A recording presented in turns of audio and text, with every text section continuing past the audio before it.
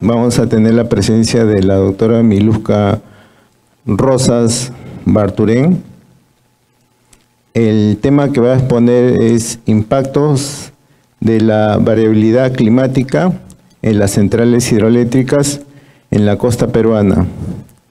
Caso Río Cañete. Bueno, ahora un resumen respecto a lo que va a exponer la doctora. La línea costera peruana es impactada periódicamente por eventos externos de precipitación, cambiando radicalmente su contexto medioambiental, que comúnmente es árido. Estos eventos ocasionan desborde de ríos, flujos de dítricos, flujo de lodos, deslizamiento de laderas y como consecuencia provocan importantes pérdidas económicas en relación a la pérdida de infraestructura básica. La incidencia de estos eventos se puede ver agravada por el impacto del cambio climático, que podría generar un aumento en las tasas de precipitación en la zona. Una de las estructuras hidráulicas que podrían verse afectadas son los reservorios. Respecto a la exponente, la doctora es doctora en Ciencias de la Universidad Católica de Lovaina, Bélgica.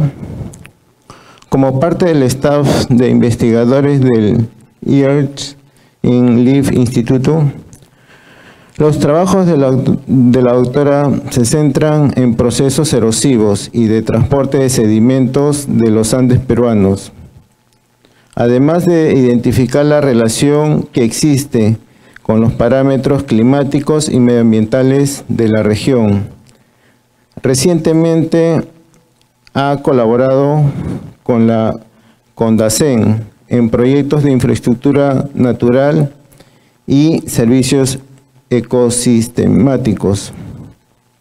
Ha presentado su trabajo en conferencias internacionales como ICA en los Estados Unidos, AGU en Australia, además de tener publicaciones en revistas científicas como el Journal of Hydraulic, Southern y Soil.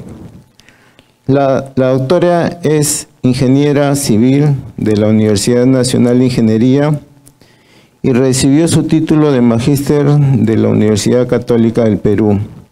Ha trabajado en consultorías para el diseño hidráulico de infraestructuras en el sector hidroeléctrico en el país y actualmente trabaja como docente y asesora de tesis en la Pontificia Universidad Católica en el área de agua y medio ambiente de la Facultad de Ingeniería Civil.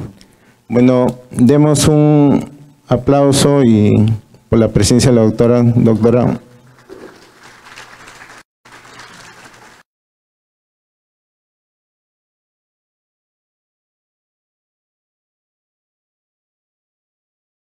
Escucho bien. Muchas gracias, Clar, por la presentación. Voy a ponerme un poco más adelante porque necesito también ver la presentación. Quiero saber primero si se ve bien, se observa bien, ¿sí? Sí, ya, sí, me mueven la cabecita. Perfecto. Bueno, el título de la presentación que tenemos hoy es El impacto de la variabilidad climática en centrales hidroeléctricas, específicamente aquellas que están ubicadas en la costa peruana, que en realidad son las más importantes del país. Primero un poquito de contexto, y creo que todos van a identificarse con esto y van a seguirme. Creo que fotos como estas hemos visto últimamente en las noticias, no solamente este año, sino años anteriores. En realidad estas fotos corresponden al evento ocurrido en el 2017, donde a partir por el impacto de aquellos eventos extremos, la infraestructura nacional se viene viendo altamente afectada. No solo la infraestructura, sino la economía del país. Incluso eventos como este han dado la vuelta al mundo y el secretario nacional de las Naciones Unidas mencionó que los eventos que estaban ocurriendo en Perú eran un reflejo claro del impacto del cambio climático de un país, de un mundo en crisis, vayamos a decirlo así, ¿no? De un mundo en crisis por los efectos medioambientales. Incluso esta figura, creo que también muchos se van a identificar, tal vez alguno de ustedes ha participado en este estudio que tiene que ver con la represa del reservorio de Poechos, donde luego de 2 grandes eventos extremos, la mitad del reservorio estaba completamente lleno ya de sedimentos, o sea, ya su capacidad, la mitad de su capacidad ya era, digamos, ya no era útil para el objetivo de este reservorio. Sumado a este efecto, a esto que creo que todos nosotros lo podemos observar, sumado a esto, si nosotros queremos hacer una proyección futura en relación al cambio climático y saber cómo es que nuestra precipitación o la lluvia va a cambiar, si quisiéramos hacer una proyección, en realidad la data es poco certera. Por ejemplo, miren estos primeros mapas, las proyecciones en el continente son bastante gruesas. Uno no puede decir con exactitud qué va a pasar en el río Rima, con el río Cañete o en el río Santa. Siempre las aproximaciones son regionales, o sea, son muy gruesas. Segundo, que aquellos modelos, no quiere decir que no haya modelos, ¿ah? Hay modelos, pero el error es bastante grande. Algunos de los modelos, por ejemplo, si pueden ver aquí, esta gráfica, a ver, vamos a hacer esto. La del medio envuelve todo lo que son proyecciones en los Andes, en nuestros Andes. Algunas de estas proyecciones dicen que va a aumentar la precipitación, otras de ellas dicen que va a bajar la precipitación, que va a bajar incluso el 20%, 40%, es decir, hay mucha variabilidad. Incluso otro estudio menciona que todas las proyecciones en cuanto a precipitación y respecto a cambio climático están siendo subestimadas, o sea, se está proyectando menos de lo que en realidad podría pasar. En base a todo lo conversado, yo quisiera abrir la discusión respecto a el objetivo de este estudio, que está enfocado en el río Cañete, ¿cuál sería este impacto de la variabilidad climática en el volumen de sedimentos transportados? Y bueno, estos sedimentos se transportan y no solo impactan el lecho del río, sino también la capacidad hídrica, la capacidad de los reservorios ubicados, reservorios partes de las centrales hidroeléctricas, ¿no? Ubicados en esta zona de la costa. Ese es el objetivo. Entonces, me gustaría abrir la conversación y abrir la discusión respecto a este tema. Entonces, les cuento qué es lo que hicimos con mi grupo de estudio, mi grupo de investigación. Primero nos enfocamos, vayamos al río Cañete. ¿Por qué el río Cañete? Primero, porque es muy importante para la economía de la región. Por ejemplo, antes de esta foto. Porque tenemos muchas áreas agrícolas, la mayoría de frutas, de frutales que tenemos ahora en Lima, vienen de esta zona, de esta cuenca. ¿Qué más? Tenemos una central hidroeléctrica aquí, Capillucas, que también es muy importante. Además, esta cuenca tiene una extensión grandísima, son 6.000 kilómetros cuadrados, es bastante amplia y tiene diferentes tipos de climas, diferentes tipos de contextos ambientales. En la parte norte, en la parte superior de la cuenca, podemos encontrar glaciares, como pueden observar en esta foto, pero la parte baja es súper árida, ¿no? Es un desierto. Además, algo que olvidé aquí colocar es que la gradiente de vegetación va subiendo. O sea, aquí está seco y luego empieza a ser muy vegetado, incluso hay una reserva a esta zona, y luego viene una zona glaciar prácticamente. Entonces es una cuenca muy compleja de modelar. Tenemos diferentes tipos de climas, tenemos diferentes actividades económicas, hay agricultura por toda la cuenca, tenemos la zona urbana, tenemos la central hidroeléctrica, hay bofedales incluso, es decir, es muy variable, entonces es muy difícil de modelar. ¿Por qué les digo esto? Bueno, eso lo vamos a ver más adelante. Hay otro dato interesante en esta cuenca. Se hizo en el 2016 un estudio de cómo es que se vería la precipitación ante efectos de cambio climático.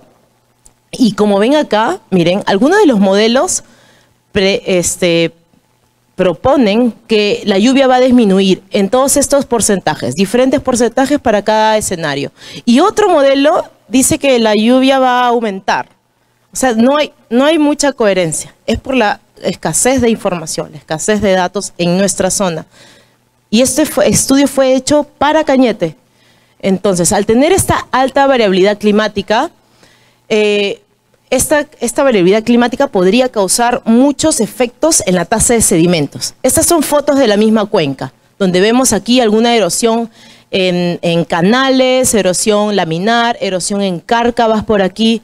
Es altamente erosionable, nuevamente más erosión laminar, otra zona de cárcavas. Vamos subiendo y encontramos todos estos fenómenos. Por lo tanto, alguna variación en la precipitación puede afectar a la tasa de erosión que va a ser transportada al lecho del río. Entonces, ¿cuál es el plan? Entonces, estuvimos todos aquí pensando qué podemos hacer con Cañete, qué es lo que está pasando aquí, qué podríamos aportar desde el lado de la ciencia, qué es lo que está sucediendo en esta cuenca tan importante, donde encontramos una central hidroeléctrica. Dijimos, ok, empecemos por lo básico, hagamos un modelo hidrológico. Pero a partir del modelo hidrológico, tratemos de modelar los sedimentos en esta cuenca. A partir de este modelo de sedimentos, basado en esta data histórica, este va a ser como nuestra línea base. Vamos a tratar de observar qué es lo que está pasando. Pero para poder observar los efectos de esta variabilidad climática, dijimos, planteemos algunos patrones diferentes de lluvia, cómo es que podríamos cambiarla y observemos qué es lo que se va a producir o cómo es que va a cambiar la tasa de sedimentos para mi reservorio. Entonces planteamos 10 diferentes modelos hidrológicos, lo que da 10 diferentes modelos de sedimentos y por lo tanto tasas de sedimentos depositados en el reservorio. Empecemos por la línea base. Obviamente no voy a explicar cada detalle y cada ecuación usada, pero quiero resaltar algo en el modelo hidrológico. Primero, en el modelo hidrológico lo construimos en base a estaciones ubicadas en la cuenca. ¿Y recuerdan cuál era el área de la cuenca? Que era grandísima. Eran 6.000, ¿no? No estaba atentos. 6.000 kilómetros cuadrados. Y aquí en esos triángulos vemos las estaciones con data de lluvia. Entonces, acá se observa claramente que no hay mucha información. Hay información, buena información, pero para cubrir la amplitud o las dimensiones de Cañete no es suficiente, digamos, ¿no? Pero igual es posible. Incluso tuvimos que agregar estaciones que estaban fuera, que es usualmente lo que se hace. Pero claro, dijimos que no podíamos tener proyecciones certeras por la falta de información. Estamos otra vez cayendo en esto, ¿no? En volver a tener que usar data alrededor de la cuenca para poder suplir este vacío de información, que es lo que se hace en el país usualmente. Pero igual vemos que no es óptima, no es lo esperado, no es lo que quisiéramos para poder hacer una proyección más certera y que nuestras estructuras, que no pase lo que vimos en las fotos del inicio. ¿Qué más? Por ejemplo, este es un ejemplo de la estación Tanta que se encuentra aquí arriba, donde vemos vacíos de información, ¿no? Genial, sería súper genial tener información desde el 65 y que no pare hasta el día de hoy, pero vemos grandes vacíos, data que ya no puede ser recolectada. Claro que existe otros tipos de modelos, pero bueno, ese es otro tema. Y como vimos estos vacíos en la información, dijimos, ok, usemos la información que en verdad tenemos y en la que podemos confiar y solamente nos basamos en datos después del 2010 en adelante, ¿no? Para tener algo certero de las estaciones. Claro, es poco, pero es lo que se tiene. Y estos fueron los resultados, ¿ya? ¿Qué es esto? No quiero que se mareen. Pero la línea celeste es los datos observados y la línea anaranjada es los datos que salieron de nuestro modelo. Hay algo que se observa aquí. Dos cosas. Primero, el patrón es similar, por lo tanto ahí tenemos puntos positivos.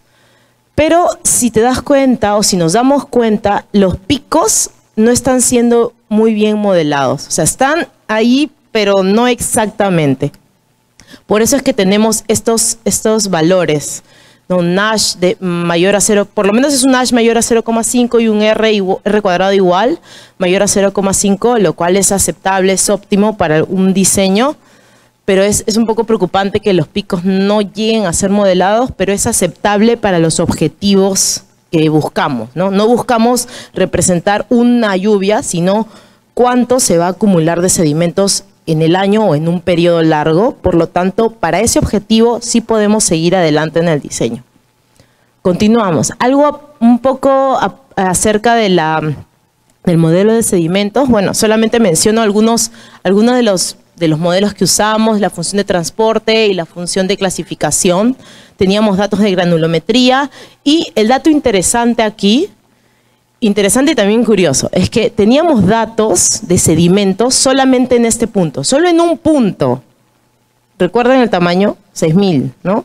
Recuerden que hay distintos tipos de clima y distintos tipos de cobertura y solo tenemos un punto de datos de sedimentos. Entonces, con ese único punto, que tenían mucha información de sedimentos, bueno, esta información se recolectó.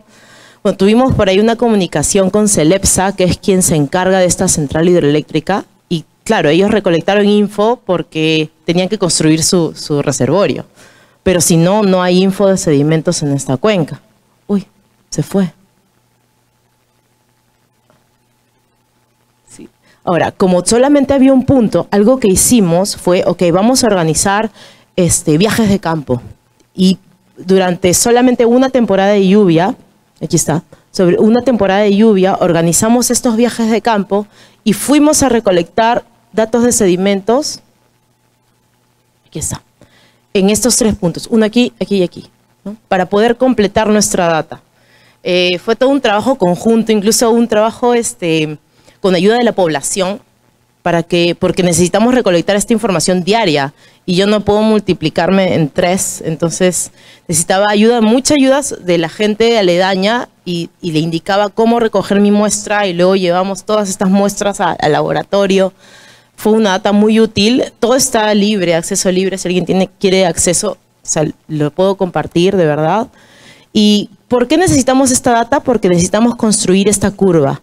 Si tienes un dato de caudal, vas a poder tener un dato de caudal sólido, ¿no? Entonces tenemos estas curvas también para los otros puntos. Claro, para esta curva teníamos muchos más datos que se habían sido recolectados aquí. Pero a partir de esto construimos nuestro modelo de sedimentos. ¿Qué observamos? A ver, ¿qué observas aquí? Primero, el patrón permanece. Pero ¿qué pasa con los picos? Otra vez no están siendo modelados. Y incluso aún peor, ¿no? Si ya el modelo hidrológico no capturaba los picos, entonces imagínate el modelo de sedimentos. Entonces, pero continuamos. ¿Por qué? Porque como les dije, el objetivo no era analizar una sola lluvia o un momento específico, sino cómo es que a lo largo del tiempo los sedimentos se pueden acumular. Entonces, para el objetivo sí funcionaba. Dijimos, ok, continuemos. Entonces continuamos. Igual el punto de interés era este punto, que es justo antes, esta estación de Putinsa está justo antes del reservorio. Entonces aquí tenemos un mejor modelamiento de los picos. Acá sí se disparaba, ¿no? Y continuamos. Bueno, hasta aquí tenemos nuestro modelo. Entonces, ya no voy a hacer mucha explicación de la parte de metodológica. Solo sí quisiera mostrarte cómo es que definimos los diferentes escenarios de lluvia. Ahora hay que tratar de reflejar esta variabilidad climática, ¿no? O este cambio climático. ¿Cómo lo reflejo ahora aquí?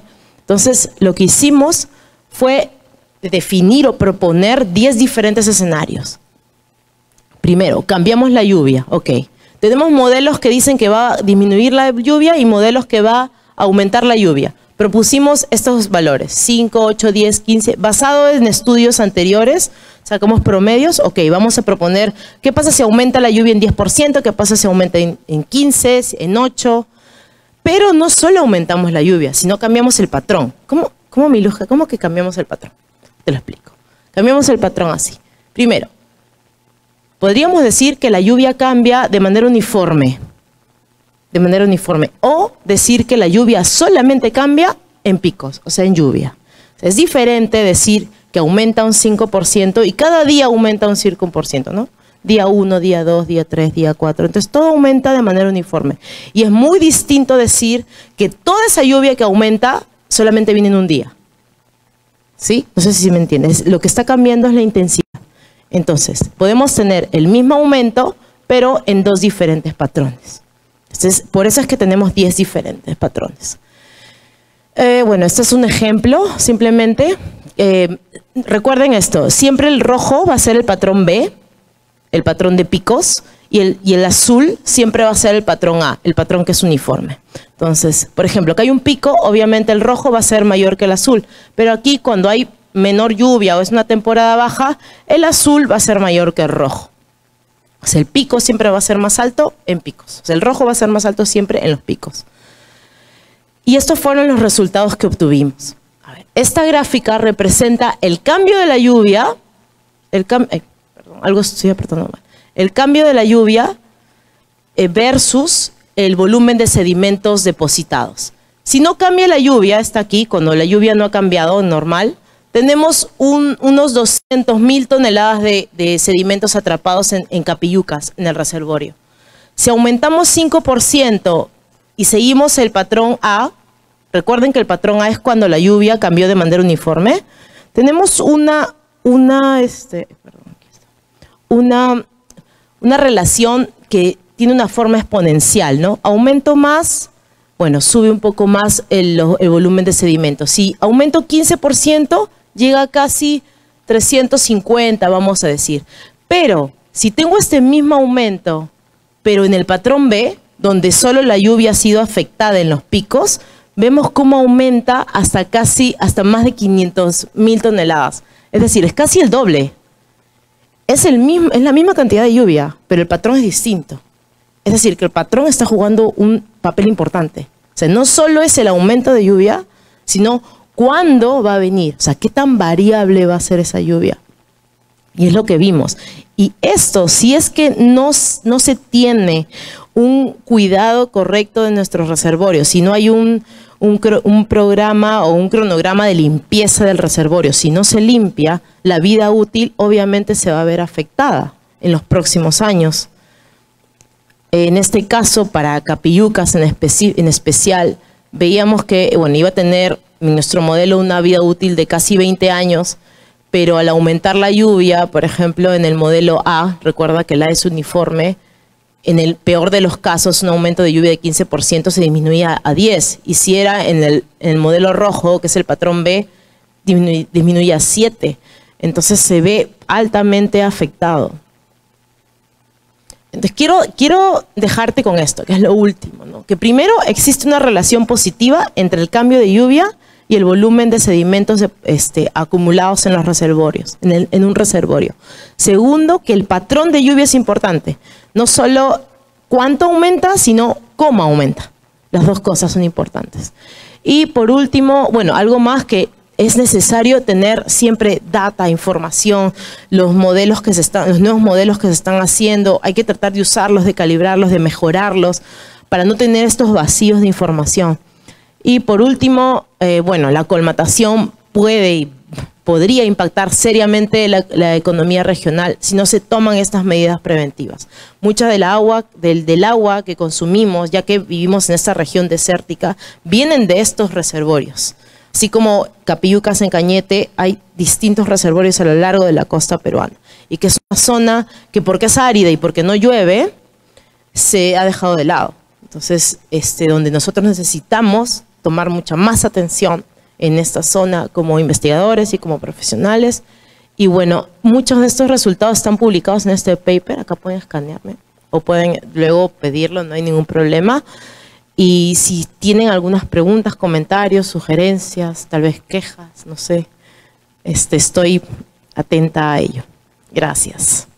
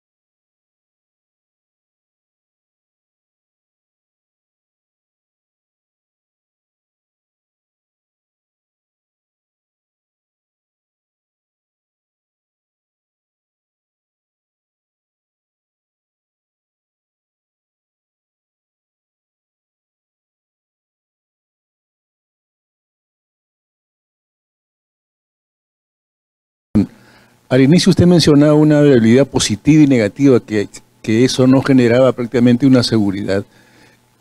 Me gustaría por favor que complemente esa parte, porque al final cómo se decide ante esa variabilidad positiva o negativa, hasta qué punto me va a garantizar lo que yo haga que complemente, digamos, con la certeza del caso, ¿no? Por favor, eso podría precisar. ¿Se escucha? ¿No se escucha? Aló, aló, ahora sí. Sí, no, es muy buena pregunta, ¿no? Porque hay en verdad bastante incertidumbre en cuanto a lo que puede ocurrir en esta región. Hay muchos valores positivos, valores negativos.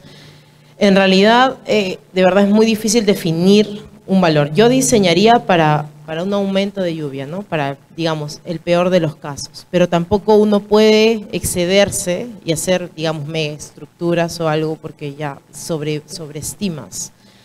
Lo único que podríamos hacer, como yo aquí tengo información solo hasta el 2015, la idea sería seguir recolectando información hasta ahora, ¿no? Cuando uno tiene ya un rango de unos 30 años o un poco más, o 40 mejor, ya podríamos tener una estimación más certera. O sea, yo recomendaría volver a hacer este ejercicio y ver qué es lo que estaría sucediendo con esta data adicional, ¿no? Porque caería en mucho error, tal vez si yo digo, diseñemos con 10% más de lluvia, ¿no? Porque como usted o todos hemos visto, hay mucha variabilidad, hay mucha incertidumbre. Y la idea solo es seguir recolectando datos, ¿no? y poder seguir haciendo modelos continuamente. Creo que es lo que yo podría recomendar, sin caer en, ¿no?, en decir algo que tal vez puede ser fuera de. Pero buena pregunta, gracias. Bueno, acá tengo una consulta.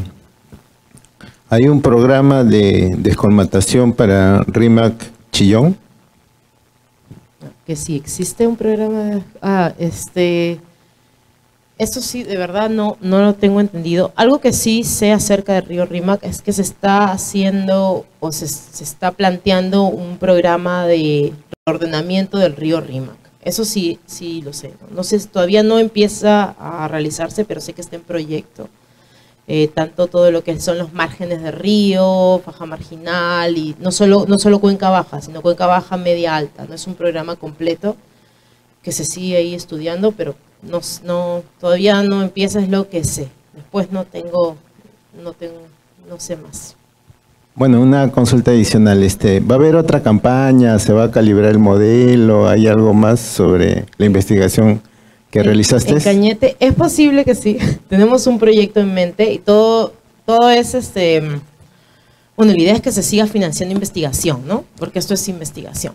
Entonces, estamos todavía en un proyecto junto con la universidad, y la ideal sería seguir investigando, y bueno, en mi caso Cañete, porque ya empecé con algo, pero también eso sería ya cuestión o materia de otra exposición. Lo que queremos hacer es un modelo de toda la línea costera, de cómo es sedimentos. Es un proyecto ya más grande, pero creo que en Cañete sí va a haber, espérenme en la segunda temporada. Bueno, eso esperamos. La última consulta. ¿Cómo podemos mejorar el estudio metodológico e hidrológico en el tiempo? Bueno, básicamente con más data, ¿no? Más información que nos dé más certeza de lo que tenemos. Creo que ese es nuestro principal insumo. Creo que Senami está haciendo un muy buen esfuerzo. A lo que va del tiempo ha mejorado mucho. Los datos incluso de Pisco son muy útiles, pero tenemos que seguir, ¿no? Seguir, no parar, que siga. Y no solo de hidrología, lluvia, caudal. Como hemos visto, es importante recolectar datos de sedimentos. Y eso no tenemos como una base de datos así nacional. Y no hay estaciones, sé que son muy caras, pero las necesitamos, por lo menos en la zona costera, por lo menos una en cada cuenca importante del país. Y sí, porque es difícil recolectar datos, pero es necesario. Muchas gracias, Miluska. Bueno, en nombre del Comité de Obras Hidráulicas del Colegio Ingeniero del Perú, te alcanzamos el siguiente certificado y te agradecemos, y un fuerte aplauso.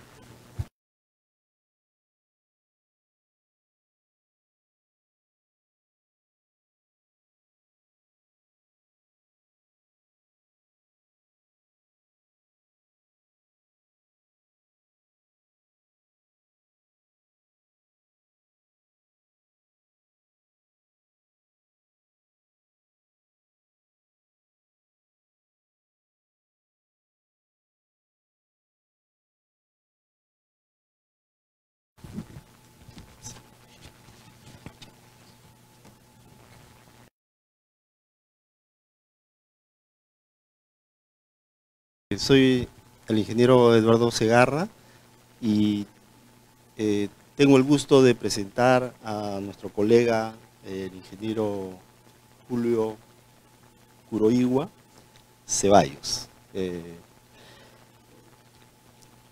El ingeniero Julio Kuroiwa es un ingeniero civil de la UNI, que tiene una maestría y doctorado en la Universidad de Colorado en Estados Unidos.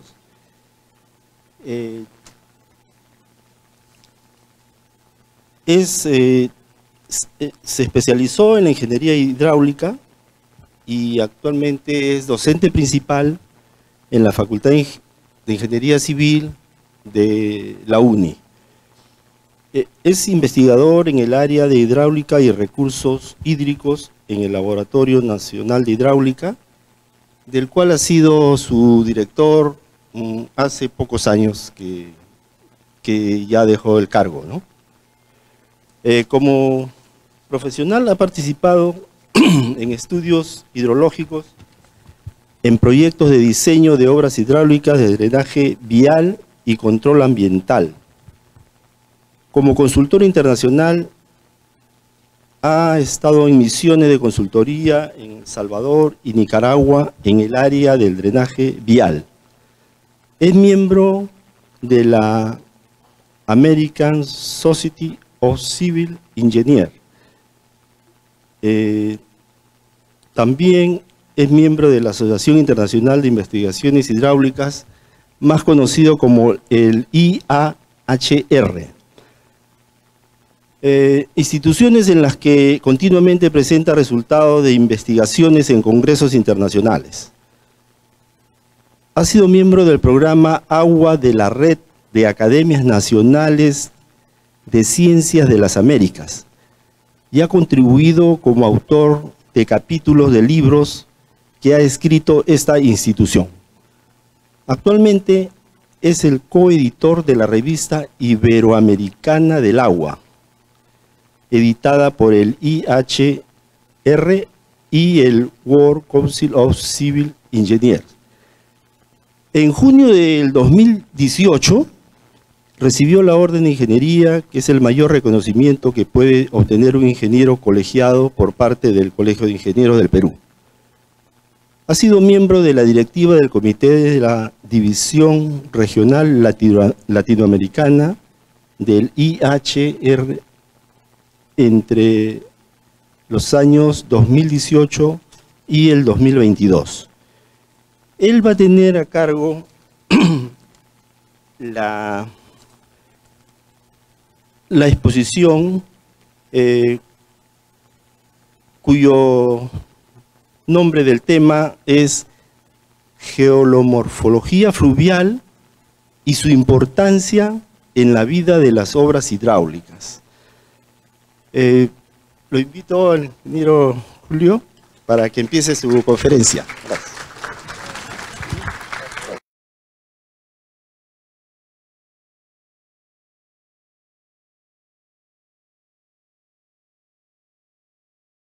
Buenas noches, para mí es un placer estar aquí entre colegas. Bueno, siempre les digo a mis alumnos pues que hay una verdad que se dice tanto en un libro sagrado como lo dice la ciencia. A veces dicen, bueno, está en contradicción, creo que muy rara vez está en contradicción. Dicen que, bueno, se ha comprobado que los seres humanos somos iguales en esencia, ¿no? Eso lo confirma el ADN y también lo dice pues el libro sagrado, ¿no? Que para, bueno, muchos de nosotros lo es. Pero digo, dos personas que estudian la misma carrera o tienen los mismos intereses, su mente, bueno, funciona de una manera muy similar, ¿no? Entonces prácticamente somos una hermandad, ¿no? Los que estamos en el área de ingeniería civil y sobre todo en el área de hidráulica, y se van a dar cuenta, bueno, cuando he viajado, cuando he realizado los estudios de posgrado y me he encontrado me he hecho buenos amigos entre los ingenieros civiles, ¿no? Porque es bien fácil entendernos. Y bueno, acá estamos en familia. Y bueno, la verdad es que me siento muy honrado de estar enfrente de ustedes. Bueno, ya ha habido una buena introducción de... Está bien. Ya ha habido una buena introducción de los eventos que han ocurrido y todos los problemas que nos han causado, ¿no? Tanto el 83, el 98, el 2017 y 2023 hubieron trágicas pérdidas de vidas humanas. Empecemos por ahí porque es lo más trágico que se puede, digamos, lo más trágico que puede ocurrir, como enormes pérdidas de infraestructura, cultivos, etcétera, ¿no? Ahora, esta charla se va a orientar en parte a destacar aspectos de control de erosión, pero en particular la socavación en puentes, ¿no? Cuando yo veo, digamos, esta figura, dice las obras hidráulicas ante las grandes avenidas, ¿no? Este es Piura, es el puente de Bolognesi y el puente de Sánchez Cerro, creo. ¿Y qué vemos? Puentes, ¿no? Y bueno, esos puentes ahí siguen, porque bueno, no han tenido muchos problemas, aunque las defensas están empezando a fallar, pero en fin. Ese es un tema de discusión. Aprovecho para hacer propaganda que la semana que viene va a haber una exposición, va a haber varias exposiciones en la Semana de Ingeniería Pericial, ¿no? Y yo justamente voy a exponer el tema de defensas, así que por eso me he concentrado en los puentes hoy. ¿Ya? Bueno, básicamente esa es la introducción. Voy a hablar de las variables macro que intervienen en la formación de un cauce porque, miren, hay una serie de problemas que hemos tenido a veces cuando hemos tenido revisores que no entienden bien ciertos aspectos de la hidráulica de ríos, ¿no? Todo lo quieren en fórmula, todo lo quieren en manual, pero hay una serie de conceptos que deben ser entendidos, comprendidos, asimilados para poder ver cómo se diseña una obra. Porque la fórmula es lo último que uno aplica, primero uno tiene que conceptualizar bien, entonces vamos a hablar de esos aspectos, ¿no? Luego ligeramente vamos a hablar de la preparación de un ingeniero para estudiar la hidráulica de ríos. Bueno, acá nuestro colega Manuel García Naranjo hizo una exposición, habló de lo que hay en integrado. Yo me voy a concentrar en qué es lo que tiene que haber en posgrado, porque un ingeniero civil dice, no, tiene que saber más de hidráulica. Yo eso lo sé perfectamente, pero a nivel de posgrado, ¿no? Porque a nivel de integrado tiene que saber muchas cosas, tiene que saber mecánica de sólidos, tiene que saber tecnología del concreto, tiene que saber ingeniería sísmica, resistencia, tiene que saber muchas cosas. Y yo le digo a mis alumnos, miren, yo conozco gente muy brillante de la ingeniería civil que han destacado en actividades que no son exactamente tradicionales de ingeniería civil o no son de ingeniería civil. Tengo amigos que son un dueño de una asociación que es de colegios. Conozco ingenieros civiles que han sido sacerdotes. Hay otros hay uno que fue CEO de mi banco, que lamentablemente murió hace poco. Entonces, la preparación nuestra nos abre un abanico de posibilidades, ¿ya? Y yo sé porque por lo menos puedo nombrar en 15 aspectos en los que han triunfado. No solamente en el Perú, sino fuera. Y evidentemente también en ingeniería, en lo que es tradicionalmente la ingeniería civil, ¿no? El diseño, la construcción y todo eso. Bueno, entonces voy a hablar de aspectos de geomorfología fluvial de una manera un poquito más, macro, como les digo, que creo que se va a entender. Luego voy a presentar dos casos, el puente Reque y el puente Cañete, que justamente, nuestra colega, la doctora Miluska Rosas, acaba de hablar de Cañete. Te voy a hablar un poquito más de un puente que está en Cañete, en el cual vamos a ver qué pasa con la alta tasa de transportes de sedimentos finalmente, qué es lo que ocurre, y unas palabras finales. Bueno, el 2017 se perdieron, ahorita no hay cifras todavía del 2023, ¿no?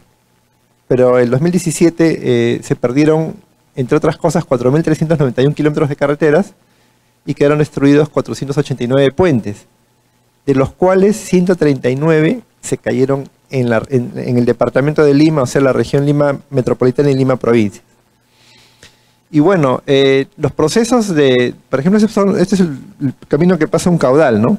Llueve, una parte escurre superficialmente, otra parte se infiltra, una parte se evapora. De lo que se infiltra, una parte aparece como un flujo de retorno y pasa a ser parte de la escorrentía directa, otra parte es retenida en el orden de horas y días, aparece como un caudal circulante. Bueno, esta es la modelación hidrológica que, es algo que se debe hacer. Y luego hay una interrelación entre las características propias de la cuenca, ¿no? Como por ejemplo la litología, el suelo, los caudales, la vegetación, porque si tenemos más vegetación, tenemos posiblemente un retardo en la hidrología, tenemos una protección del suelo para impedir la erosión y menores tasas de transporte de sedimentos, ¿no? Entonces esto va a dar lugar a una rugosidad, a un tipo de cauce y una carga sólida.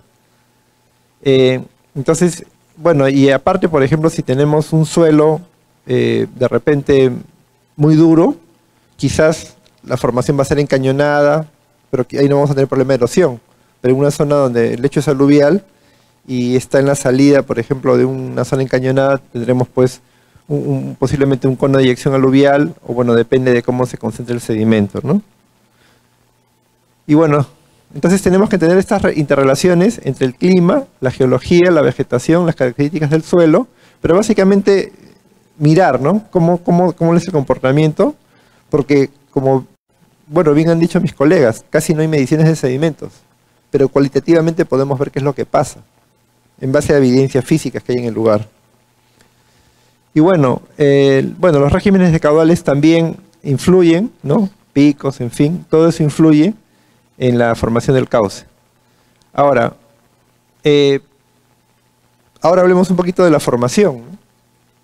O sea, todas estas, la geomorfología fluvial, este es un programa de ingeniería hidráulica. ¿Qué temas tocan mecánica de fluidos experimental, transporte de sedimentos, estudios de erosión y socavación, estabilidad de canales de arroyos, dinámica de fluidos computacional, la popular CFD, geomorfología fluvial aplicada, ¿no? Impacto del uso de tierra en sistemas fluviales, restauración de ríos y cuencas, vehículos físico-ecológicos, estructuras hidráulicas, por supuesto, turbinas, válvulas, sistemas de bombas. Esto ya es hidromecánica, ¿no? Y protección para desbordes de presas. Entonces, esa sería, y el currículum actual, bueno, antes era un poquito, ponían más cursos, pero en fin, este es al 2023. Para ser maestro en ciencias de ingeniería civil piden 2 cursos básicos: flujo en canales abiertos, a nivel avanzado, por supuesto, erosión y sedimentación, o mecánica de fluidos avanzada. Bueno, realmente nosotros nos pedían también geomorfología fluvial y otras cosas, ¿no? Pero para ser doctor piden también lo mismo, y luego piden mecánica de fluidos, estructura de sistemas hidráulicos, diseño de rehabilitación de ríos, mecánica de ríos y muchos cursos más que tienen que ver incluso con los espacios naturales, ¿no? Del río. Bueno, acá tenemos una relación. Miren, la geomorfología fluvial en teoría es estudiada por geólogos, ¿no es cierto? Pero los ingenieros civiles necesitábamos conocer más los ríos. O sea, voy a diseñar, y el geólogo me dice, mira, si yo pongo un puente acá, ¿qué va a pasar? ¿Cómo el río va a divagar? ¿Qué va a pasar? No lo sé. Entonces, los ingenieros civiles se metieron. Por ejemplo, Leopold y Wallman sacaron esta relación, ¿no? Ríos trenzados y ríos meándricos, ¿no? Ríos trenzados y ríos meándricos. Acá tenemos una raya que separa. Este es caudal. Acá tenemos pendiente, ¿no? Mayor pendiente, mayor caudal. Entonces, los ríos de baja pendiente y poco caudal, bueno, tienden a ser meándricos. Y si sube la pendiente son, ¿no? Entonces acá hay una relación que, bueno, es aproximada. Esta es una escala logarítmica además, ¿no? Entonces, posiblemente acá van a haber unos puntos que estén muy cerca de la línea, en fin. ¿Ya? Y hay relaciones pues de pendiente y sinuosidal, pero bueno, vayamos a esto, ¿no? Acá tenemos la sinuosidad del canal, ríos rectos, meándricos, trenzados, ¿no? Este es, bueno, este sería la pendiente y la sinuosidad, ¿no? Y acá, por ejemplo, tenemos, un ratito, estos canales rectos, meándricos y trenzados. Esta es la carga de sedimentos versus la pendiente. Bueno, los ríos de la costa peruana tienen una alta carga de sedimentos y tienen una fuerte pendiente. Acá estamos hablando de 1%, 0.01, ¿no? 0.03, en fin. Y esos son los ríos que tenemos en la costa peruana. Ustedes van, ¿qué son ríos trenzados? Bueno, en planta se ven como trenzas, son ríos con islotes. Esos son los ríos trenzados. Y bueno, también son ríos que acá dice, bueno, este es algo conceptual, ¿no? Transportabilidad de los materiales, capacidad de transporte de los materiales y erosionabilidad de las orillas. Claro, un río como el Rímac, que tiene una forma, o sea, el río Rímac está sobre los depósitos que han ocurrido antes, o sea, está sobre un lecho aluvial, las planicies son aluviales y son muy erosionables. Entonces estamos acá, muy erosionable y tiene una capacidad, así sea una capacidad baja, igual va a ser trenzado, ¿no? Ahora, acá ha habido pues una serie de eventos, ¿no? Acá tenemos el puente Virú, acá tenemos un puente en Estados Unidos que colapsan. Este puente dicen, oye, pero no se ha caído. Bueno, pero aquí ya se hundió el pilar y ese ya no se puede usar para fines de transporte, ¿no? Entonces, ok, entonces ahora vamos a ver así una fórmula, ¿no? En toda esta presentación, que es la de Colorado State, ¿no? Que dice, este sería la erosión local entre el tirante, es igual a 2 veces un factor K1 que depende de la forma del pilar. Acá está la forma del pilar. Si es cilíndrico, si es semicilíndrico, el K es 1, si es un grupo de cilindros es 1, y si tiene, por ejemplo, esta forma cuadradona, 1.1 y esta 0.9 que tienen, si es que el flujo entra acá. K2, y esta es la parte clave. ¿Por qué se han caído tantos puentes? Y ahora vamos a ver después un videíto, ¿no? Miren, si el ángulo de ataque es 0, este es el factor K2. El ángulo de ataque es 0, entonces el factor es 1. O sea, se cae. Pero si el ángulo es 15 grados y esta relación largo entre ancho es 4, estamos hablando de que es algo típico, 1.5. Si el ángulo de ataque es 30 grados, sube a 2. O sea, si está a 90 grados, bueno, 2.5. Si L entre B es igual a 8, entonces acá, bueno, sube a 2, a 2.5, en fin, ¿no? Esa longitud entre ancho. ¿Por qué? Porque se forma un vórtice detrás del obstáculo, ¿no? Entonces, mientras más largo es, más profundo puede ser. Y bueno, K3 es un factor de condición del lecho de las formas de fondo. Ustedes saben que un río erosionable, bueno, tiene formas de fondo que pueden ser rizos, dunas, antidunas, en fin. Y el K4, que es el factor de corrección por acorazamiento. Bueno, nos concentramos en el 2. Entonces vemos que el ángulo de ataque es muy importante, ¿no es cierto? Ah, otra cosa. Yo he revisado algunos estudios de puentes y veo que lo que hacen es que usan 20 fórmulas, supongo que para justificar que han trabajado, y luego sacan el promedio. Esa puede ser una razón por la que se han caído tantos puentes. Acá nosotros tenemos la relación Y es entre A, Y, o sea, este sería la socavación entre el ancho, y este sería el tirante entre el ancho. El tirante aguas arriba entre el ancho. Y estos son los números de Fruit, para los que ha ocurrido. Bueno, ¿qué resulta? Que la ecuación de Colorado State es un envolvente. En el manual del MTC dice que es el promedio, no es el promedio. Que dice que es el promedio de todas estas relaciones, ¿no? No, lo que pasa es que este es un envolvente que pasa por encima de valores tomados en campo, con socavación en campo. Entonces, por eso es que en la fórmula de Colorado State solamente aparecen 2 fórmulas, nada más, ¿no? Esta y la de Haier. O sea, el HIR, o sea, ¿por qué? Porque este es un envolvente. Así de simple. Este gráfico lo explica bastante bien por qué esa fórmula se utiliza para calcular la socavación local en puentes, en pilares de puentes.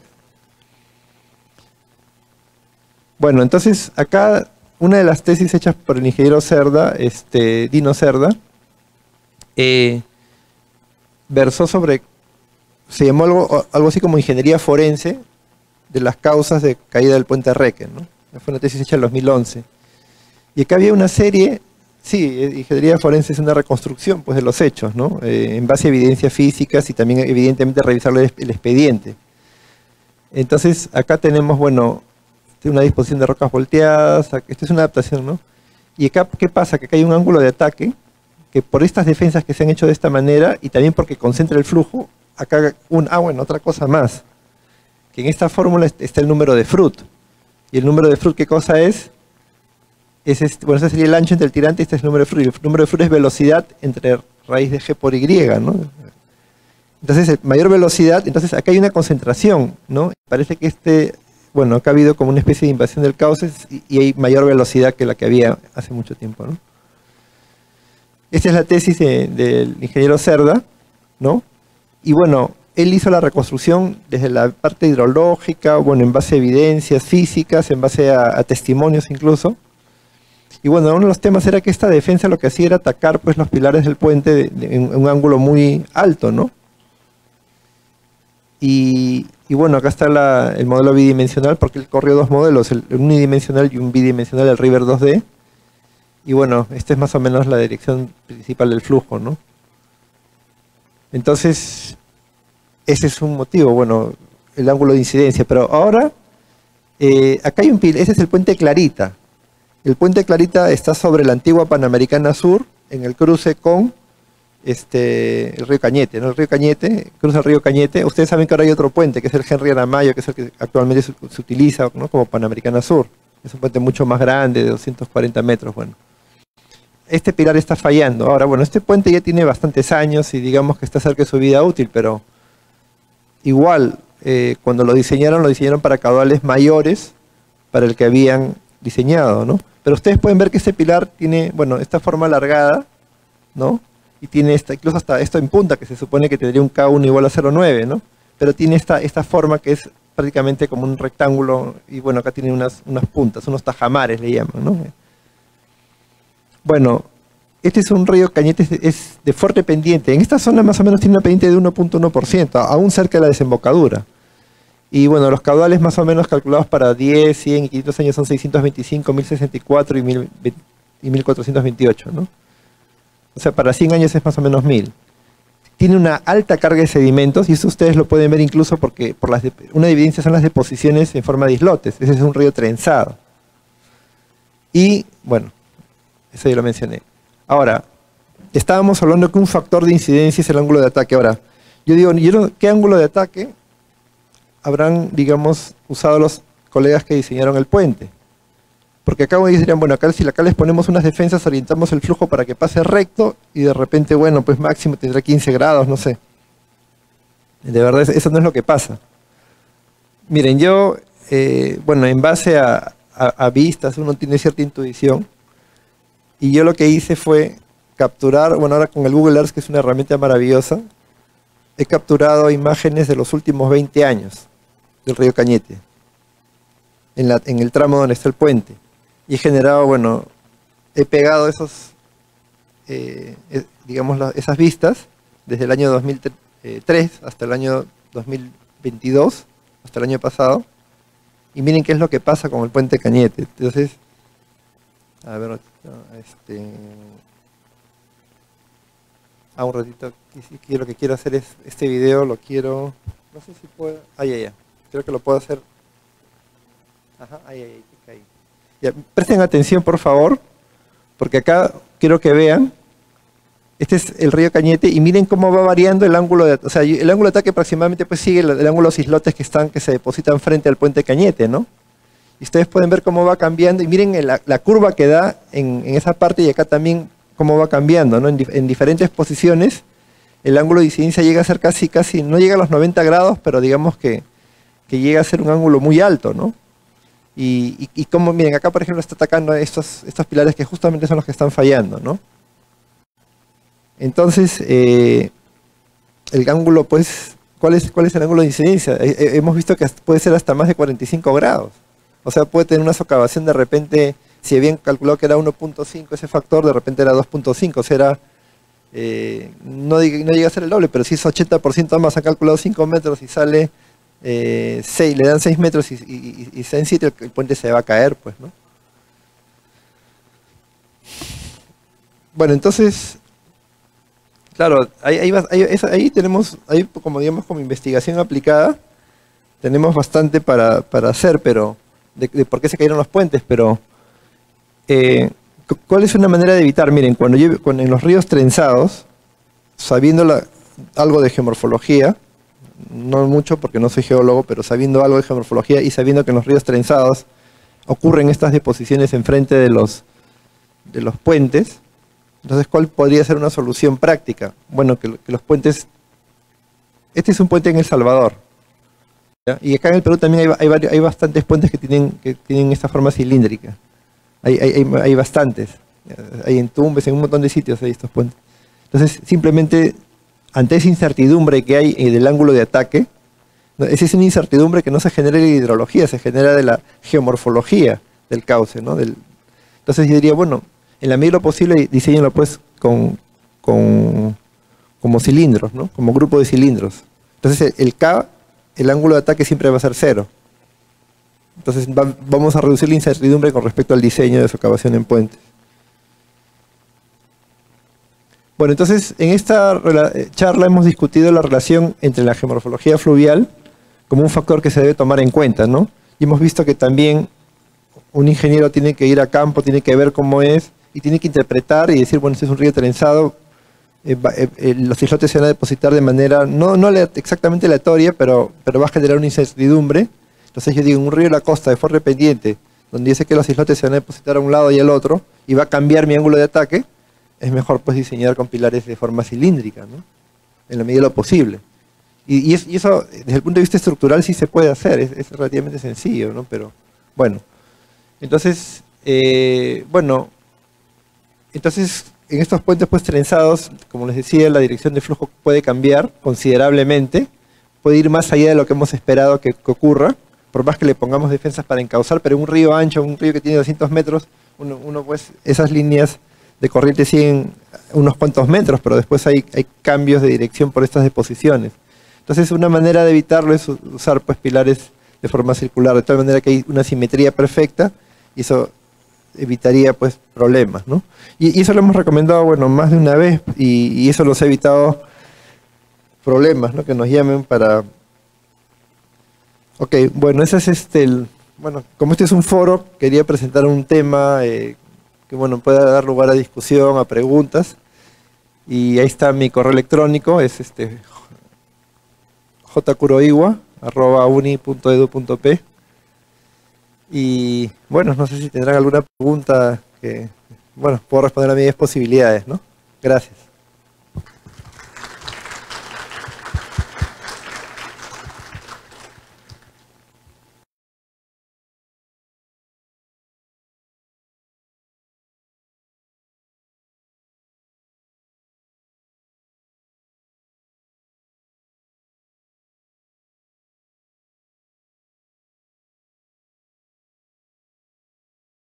Eduardo Segarra, que las consultas podrían ser verbales para agilizar un poco el proceso y bueno, es un poquito tarde, así que creo que a todos les parecerá buena la idea, me imagino. ¿Sí?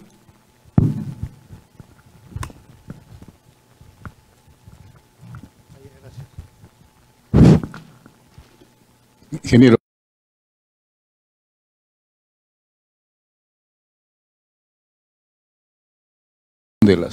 De las columnas de los puentes, tengo entendido, que sea circular. Eso podría generalizarse ante, la verdad, como usted dice, a veces los lechos, digamos, la gente, digamos, cambia el rumbo, hace construcciones, a veces de repente informales, y que a veces, lamentablemente, ese diseño inicial se transforma. ¿Hasta qué punto esa recomendación que usted da, digamos, se puede generalizar? Me gustaría un comentario adicional sobre esa sección.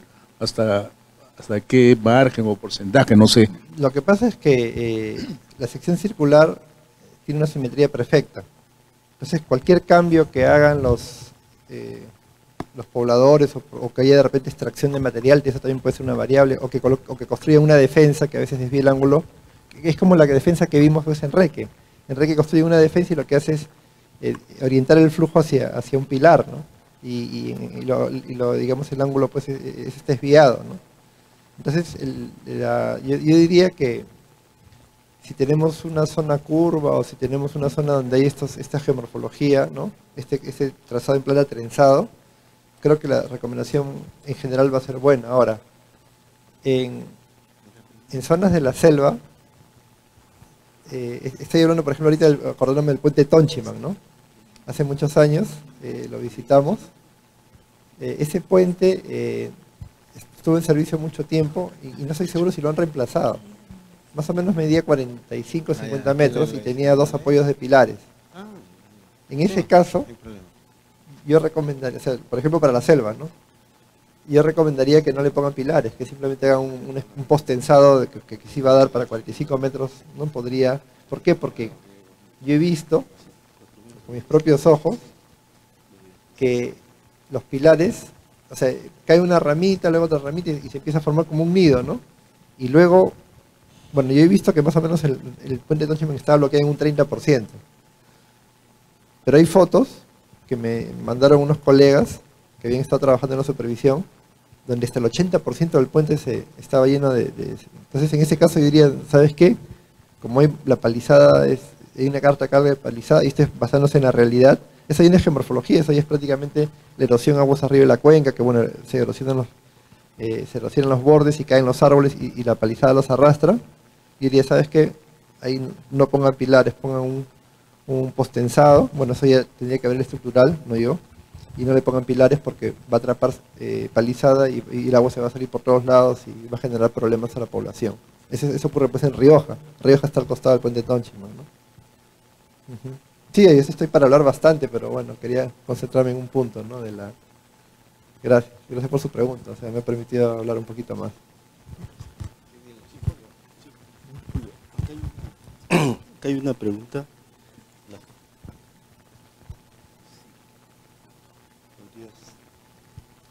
Allá. Dice, en la fórmula de socavación, ¿cómo tiene en cuenta los parámetros geotécnicos, el material del cauce, granometría, cohesión? Ya, ok. En las fórmulas que se han generado hasta el momento, toman en cuenta, son para lechos no cohesivos, ¿no? Pero en lechos cohesivos la socavación es menor. Entonces, bueno, si el lecho es cohesivo y uno usa una fórmula para el lecho no cohesivo, bueno, podría haber un poco menos, ¿no? Ahora, ¿no? En el laboratorio de hidráulica, en la UNI, sí hemos estudiado socavación en lechos cohesivos y la manera como se socava es una manera bien, un poquito particular, ¿no? Porque se sale por pedazos, ¿no? En un momento dado resiste y por un momento se empieza a rajar y se sale por pedazos. El mecanismo es un poquito distinto, ¿no? Porque ustedes saben que obedece a las fuerzas de Van der Waals. Ahora, en esta fórmula de Colorado State, ahí estaba el factor K4, ¿no? El factor K4 es el factor de acorazamiento que disminuye la socavación, ¿no? Porque esta ecuación es más o menos, bueno, ustedes han visto que es una ecuación de tipo empírica, pero que funciona bastante bien y genera un envolvente con respecto a datos, porque bueno, la mayoría de esos datos han sido tomados en laboratorio y luego se ha contrastado, ¿no? El K4, ahí entra el D50 y el D90 para estimar un factor de acorazamiento. Entonces ahí es donde entra el parámetro geotécnico, o sea, que vendría a ser la distribución granométrica, ¿no? Hay otras fórmulas en las que, por ejemplo, se considera si el lecho es, bueno, eso es en las fórmulas de estribos, ¿no? En los que sí se considera si el lecho es el lecho vivo, o sea, se está moviendo todo el lecho o el lecho está fijo y solamente hay socavación por contracción y socavación, digamos, localizada, ¿no? Y ahí sí, en ese caso, bueno, se verifica si es que bueno, hay una fórmula que es esfuerzo cortante crítico, velocidad de corte, que ustedes saben que es el esfuerzo cortante actuante, entonces velocidad de caída sería, claro, velocidad de corte sobre velocidad de caída de sedimentos, velocidad promedio, y eso entra para ver si se usa una fórmula o la otra, ¿no? Así es como se consideran en estos casos de socavación, tanto en pilares como en estribos, los parámetros geotécnicos, ¿no? Hay una última pregunta.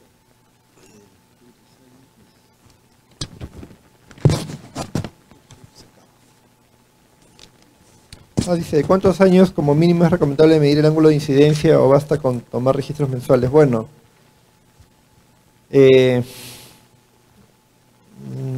el ángulo de incidencia, como les digo, ese es un ejercicio que yo he hecho un poco para, digamos, es una premisa para ver qué es lo que pasa en ríos de la costa peruana, como el Cañete, como el Rímac, ¿no? En realidad, si ustedes hacen este mismo ejercicio, tienen información de Google Earth, por lo menos tienen 20 años en los cuales hay buenas imágenes, y si quieren ustedes pueden decir, bueno, mira, yo estoy proponiendo por pilares circulares para evitar que haya un aumento en la socavación. Y bueno, esas imágenes satelitales de Google Earth están disponibles. O sea, ¿qué fue lo que yo hice? Bueno, un poco les voy a contar, ¿no? Escogí el puente Clarita y lo mantuve fijo, ¿no es cierto? Y luego entré a herramientas y puse imágenes históricas. Y luego fui a editar y copiar y lo pegué en el Paint de accesorios. Bueno, en el Paint cuando uno lo pega, te queda una parte blanca que, bueno, tú la recortas y solo te queda la imagen de Google Earth. Entonces hice lo mismo manteniendo la posición fija, ¿no? Y luego lo que hice fue usar el editor de videos de Windows, que es gratuito que está incluido dentro del Windows, mejor dicho, bueno, está incluido dentro del Windows. Y luego lo que hice fue darle, para hacer este video, generé cada 2 segundos, ¿no? Y eso es lo que ustedes han visto. Así que eso se puede hacer con cualquier puente. Y le pueden demostrar al supervisor qué es lo que está pasando, ¿no? Y después con las curvas esta, bueno, en realidad, hay parámetros que dependen solamente de la pendiente y el caudal, cuyo periodo de retorno es 2 años, el caudal dominante o algo que ustedes les pueden decir, le pueden demostrar, bueno, casi todos los ríos de la costa van a salir de lejos que son trenzados, ¿no? Le dicen, bueno, por estos motivos aquí están mis recomendaciones, ¿no? Entonces esa sería una manera de hacerlo, ¿no? Profundizando un poquito más en lo que ocurre realmente, ¿no? Y claro, cuando ustedes van a la visita de campo, van a tomar las fotos, van a ver que los islotes están ahí y que el sedimento es un sedimento, bueno, mayormente son cantos, bolones y arena, ¿no? Y hay cantidades mínimas de arcilla, ¿no? Entonces, como les digo, la ingeniería nunca es fácil, y en el Perú es un poco más difícil que en otros lados justamente por la falta de datos, pero hay maneras de poder tener ciertos datos a través de las imágenes satelitales que ahora se pueden ver, que ahora están gratuitas, ¿no? Y generar un criterio de diseño que nos permita a nosotros dormir más tranquilos, ¿no? Que no se me cae el puente y después me llaman ¿no? ¿Qué ha pasado esto? ¿No? Entonces ese es un poquito, era la idea de esta charla, también generar un poquito el debate, quizás inspirar a unos colegas jóvenes o algunos para que investiguemos más el asunto. Justo por acá está el colega Daniel Hidalgo, con el que hicimos una investigación sobre cómo disminuir la socavación en puentes usando un dispositivo que es una especie de discos porosos. Y sí, funcionó bastante bien, para pilares circulares justamente, ¿no? Eso lo presentamos en un congreso hace como 7 años, ¿no? Aquí en el Latinoamericano de Hidráulica, en Lima. Pero bueno. Sí, no sé si habrá... Creo que ya estamos con la hora. Sí. Sí. ¿Sí? Sí, sí, claro.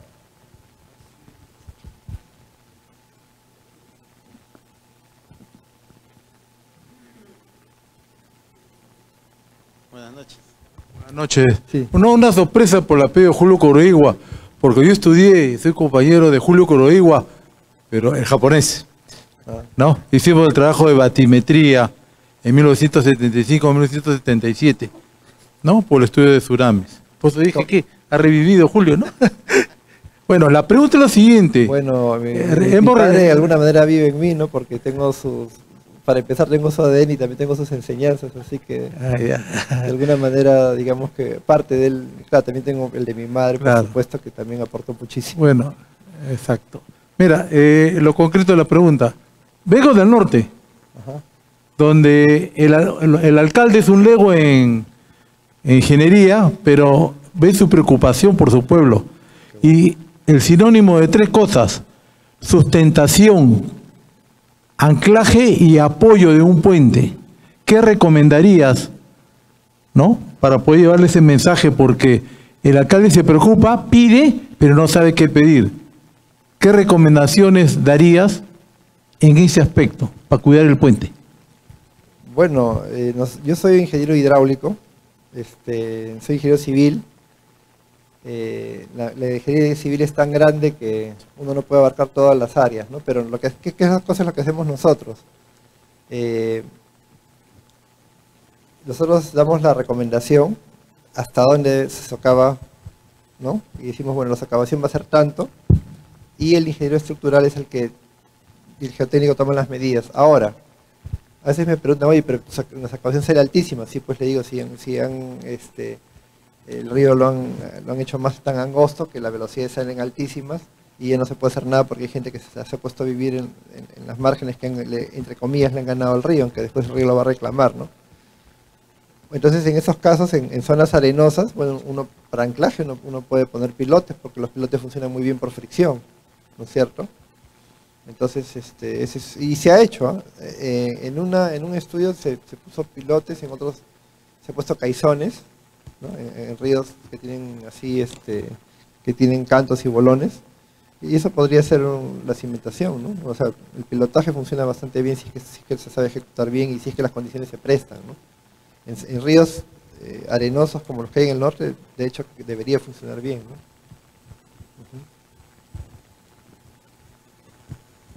Sí, como parte final de la presentación del ingeniero Kuroiwa, le hago entrega en nombre del Comité de Obras Civiles de su certificado. Gracias. Gracias.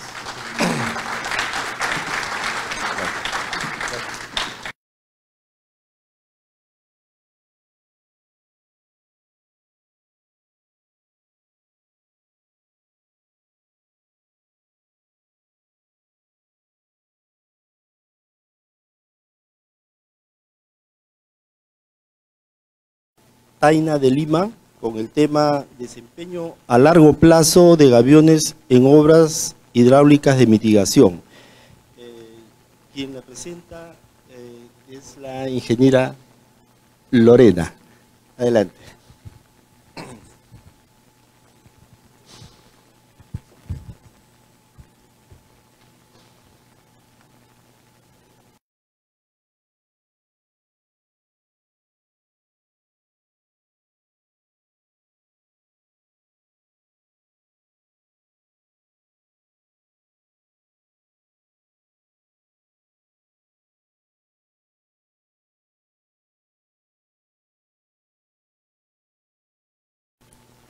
Buenas noches con todos. Vamos a continuar con la ingeniera Paula de Lima con la presentación de desempeño de largo plazo de gaviones en obras hidráulicas de mitigación. La ingeniera Paula es ingeniera civil, egresada del Centro Universitario Padre Anchieta, Brasil. Actualmente estudia la maestría de Recursos Hídricos, Energéticos y Ambientales de la Universidad Estatal de Campiñas, Brasil. Hace más de 7 años que trabaja con investigación, diseño y soporte técnico para las sucursales de la empresa de Macaferro y Latina, con el foco en soluciones de ingeniería hidráulica y como parte del departamento técnico de la TAN de Macaferri con la sede de Brasil. Antes de poder darle la palabra a la ingeniera Paula, quiero recordarles que se está haciendo la entrega de unos tickets para que puedan participar en el sorteo al final de la presentación. Son 3 presentes, 2 de ellos es merchandising y uno de ellos es el libro de diseños de gaviones y geosintéticos para defensas ribereñas del ingeniero Gerardo Fracassi. ¿Okay? Entonces, sin más preámbulo, damos la bienvenida a la ingeniera Paula de Lima.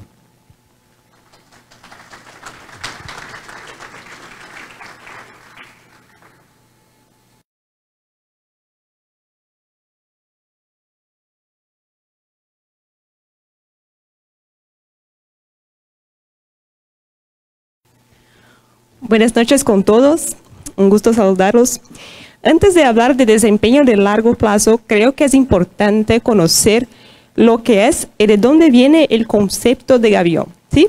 De un modo sencillo podemos hablar que un gavión sería una canasta metálica llena de piedras que utilizamos ahí en obras hidráulicas, obras geotécnicas, pero este concepto ya es en realidad bastante antiguo, ¿sí? Los primeros indicios están a 4.900 años antes de Cristo en Egipto, donde dicen que hubo la utilización de canastas para protecciones ribereñas, pero sí ya con indicios, con registros.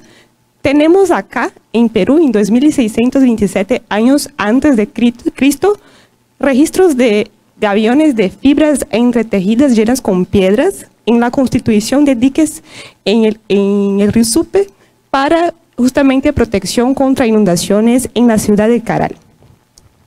Y bueno, justamente Macaferri, que es la empresa que represento hoy, hace una importante parte de la historia de los gaviones.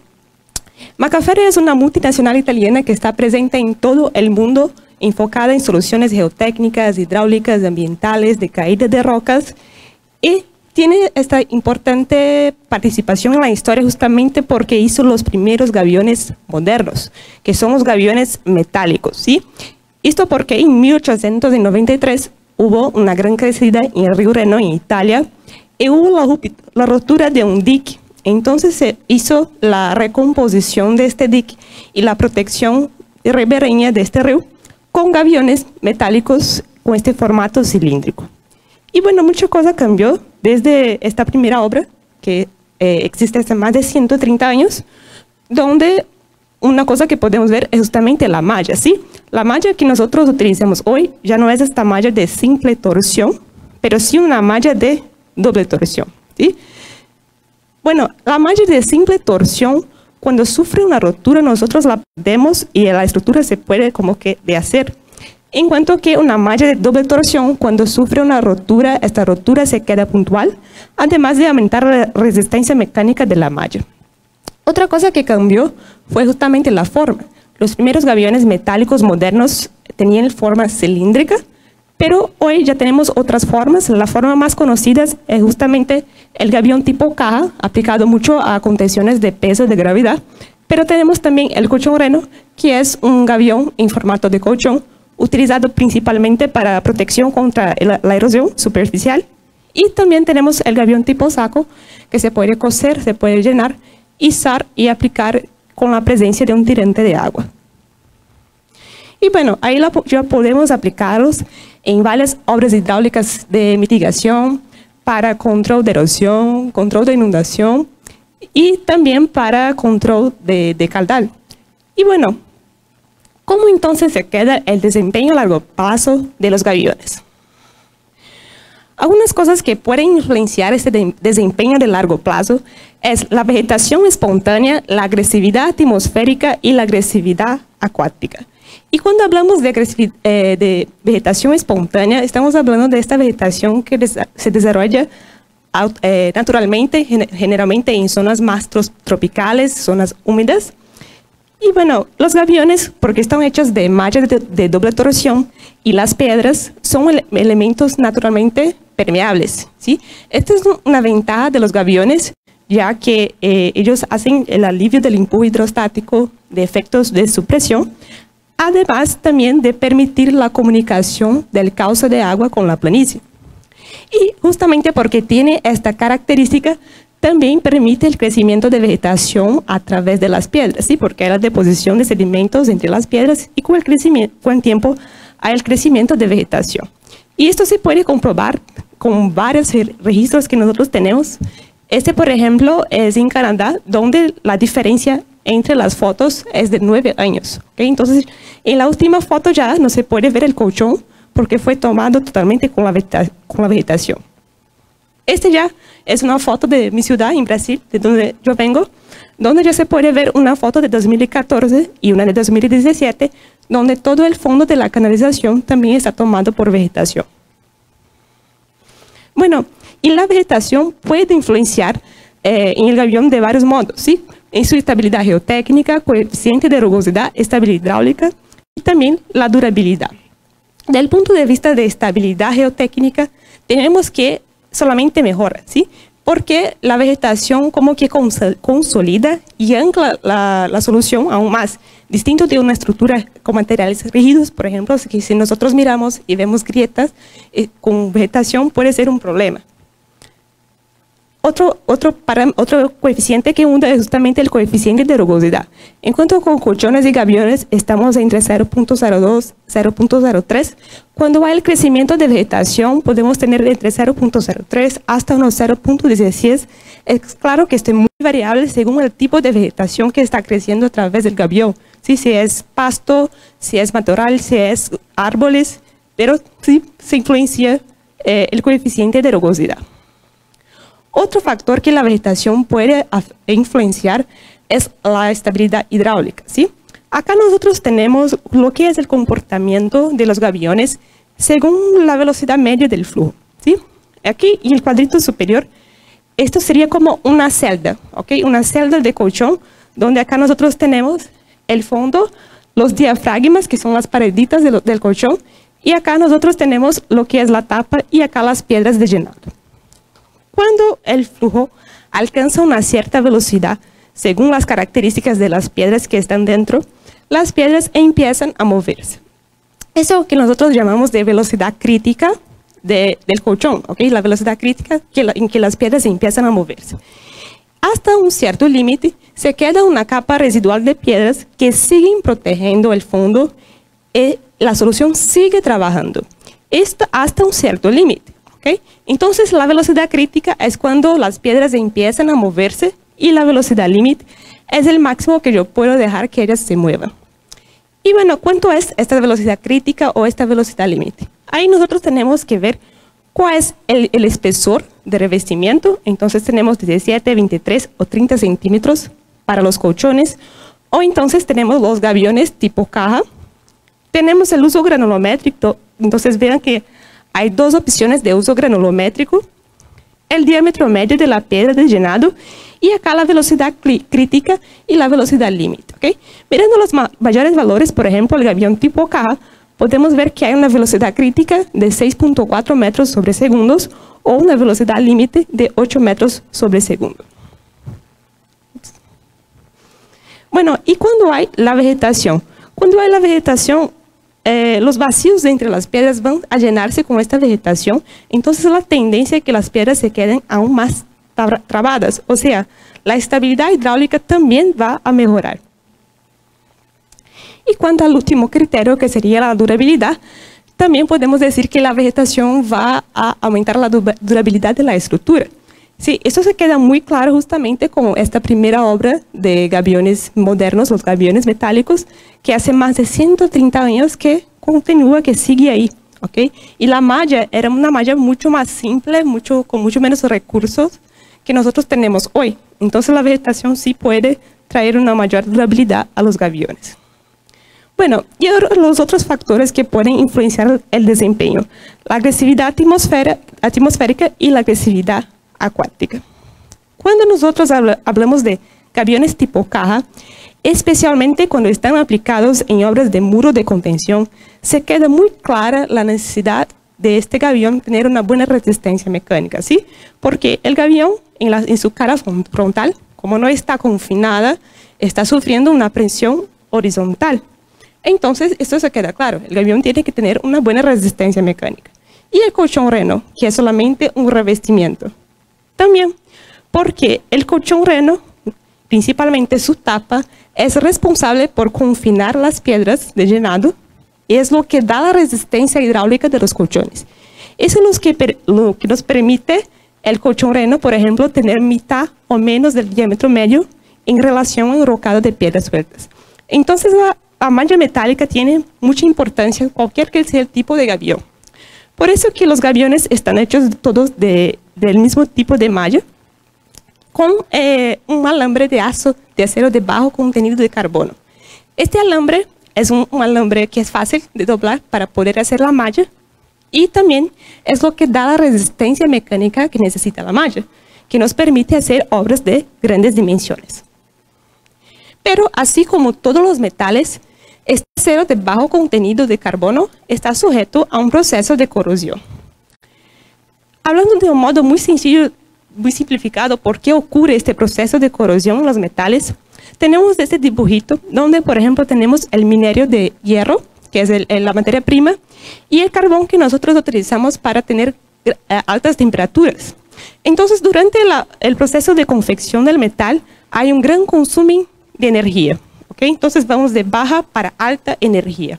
Cuando exponemos este metal a la atmósfera, al ambiente, este metal tiende naturalmente a regresar a su estado original de menor energía. Por esto ocurre la corrosión de los metales y por esto ocurre la formación del herrumbre. Y esto ocurre simplemente por el contacto con el oxígeno, puede ser influenciado también por dióxido de azufre y otros gases contaminantes de la industria y también por la lluvia, especialmente si es una lluvia ácida. Y claro, también los cloruros que están presentes en las regiones costeras. Por esto que el acero, no solamente de los gaviones, pero muchos metales, pasan por un proceso de galvanización. ¿Sí? En el caso de los gaviones, pasa por un baño caliente y recibe una capa de zinc. Este zinc, con el acero, va a formar lo que nosotros llamamos de un par galvánico. ¿Sí?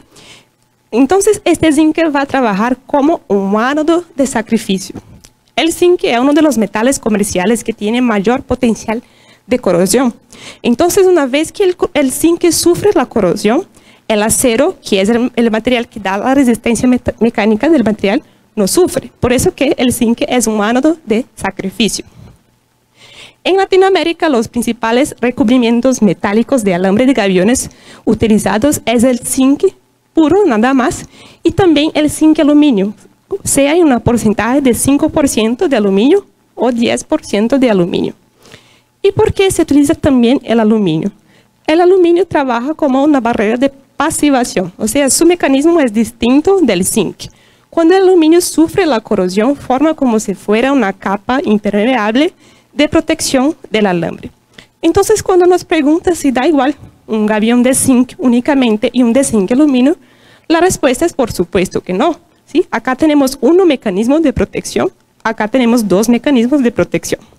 Y esto se puede comprobar a través de un ensayo de niebla salina, donde se expone esos metales a una agua, un spray de agua con cloruro de sodio, y se miden cuántas horas llevan para sufrir 5% de corrosión en la superficie. Y ahí podemos ver la diferencia, por ejemplo, del zinc puro y nada más, y del zinc aluminio. Bueno, además de este ensayo, hay también esta norma británica, que es una norma británica de gaviones como otras más, que maneja propiedades del gavión, pruebas, fabricación. Pero hay algo de especial en esta norma, que es una tabla de vida útil, o sea, cuántos años es la vida útil estimada del material. Y bueno, antes de mirar esta tabla, es muy bueno tener en cuenta dónde es la zona donde voy a aplicar mi gavión. Porque uno de los criterios es justamente el clima. ¿Okay? Entonces, si yo estoy aplicando en la zona sur, por ejemplo, acá, según la clasificación climática de Köppen, estoy aplicando en una zona tropical. Entonces, yo ya sé que es una región, por ser más húmeda, ya es una región que tiende a ser más agresiva. ¿Okay? La atmósfera tiende a ser más agresiva. Acá en la costa, estamos en una zona que es más seca, pero es una zona en la costa. O sea, tenemos los cloruros. Entonces, también es una zona que hay agresividad atmosférica, pero de otro tipo. Bueno, entonces, regresando a esta tabla de vida útil, el nivel mínimo de esta tabla, o sea, el nivel mínimo de agresividad, el baja agresividad que ellos llaman de C2, sería una zona templada, por ejemplo, un clima templado, con baja polución atmosférica, por ejemplo, áreas rurales, ciudades pequeñas y al menos 100 metros arriba del nivel del mar. O entonces zonas secas o frías, un ambiente atmosférico con corto tiempo de humedad, por ejemplo, desiertos, áreas subiérticas y etc. Entonces, para esto, un ambiente de baja agresividad, tenemos que la vida útil estimada del zinc es 25 años, el zinc con 5% de aluminio, 50 años, y el zinc con 10% de aluminio, 120 años. Entonces, miren la diferencia que nosotros tenemos entre el zinc con 10% de aluminio y el zinc únicamente. Por eso que me gusta decir que los gaviones no son todos iguales, ¿ok? De fuera podemos mirar y pueden parecer, pero su composición metálica hace mucha diferencia en su durabilidad. Y si nosotros aumentamos un poquito la agresividad, pasamos a un ambiente de media agresividad, este nivel C3. Sería un ambiente de zona clima tropical, subtropical con baja polución. O sea, acá nosotros tenemos la misma descripción de la diapositiva anterior, pero la única cosa que cambiamos es el clima. Pasamos para un clima tropical o subtropical. O sea, según esta norma, toda la parte que nosotros tenemos la mancha azul en la clasificación climática de Perú, es al menos considerado un ambiente de media agresividad, según esta norma. ¿Okay? O entonces podría ser una zona templada, pero con media polución, por ejemplo, áreas urbanas. Ya. En estas condiciones, el zinc ya pasa a tener una vida útil estimada de solamente 10 años, el zinc con 5% de aluminio 25 y con 10% 50 años. ¿Okay? Y si nosotros aumentamos más la agresividad, ya quitamos el zinc y se queda solamente el zinc aluminio. Y bueno, ahí nosotros estamos hablando aún de obras que son secas, ¿ok? Y las obras hidráulicas, propiamente dichas. Bueno, en las obras hidráulicas vamos a tener materiales orgánicos, tenemos sales, gases disueltos y también podemos tener sustancias químicas de la agricultura o de la industria. Entonces acá ningún tipo de recubrimiento metálico puede garantizar una vida útil larga para el material. Y además de la agresividad química ser mayor en la obra hidráulica, tenemos también la cuestión que ya bien conocida, que es el arrastre de sedimentos. Y este arrastre también va a generar una abrasión en el material. Por eso que sí o sí, si es una obra hidráulica, hay que tener un recubrimiento polimérico, un recubrimiento plástico de este alambre del gavión, adicionalmente al recubrimiento metálico.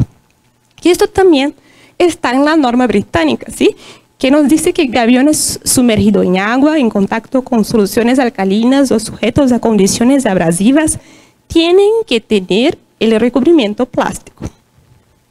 Y bueno, desde la década de 60 utilizábamos el PVC justamente como este recubrimiento plástico.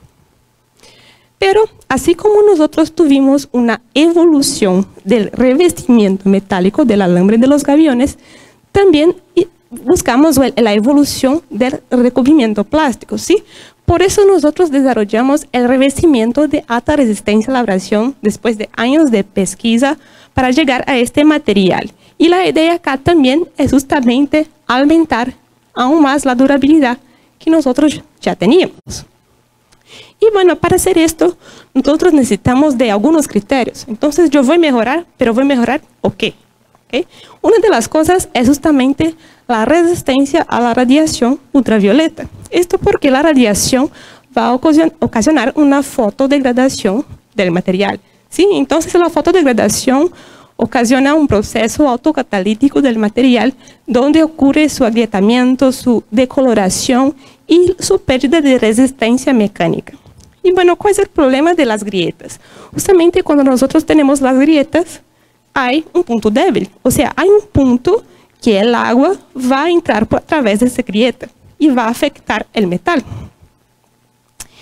Y bueno, ¿cómo entonces el revestimiento de alta resistencia a la abrasión viene contra el PVC en ese criterio?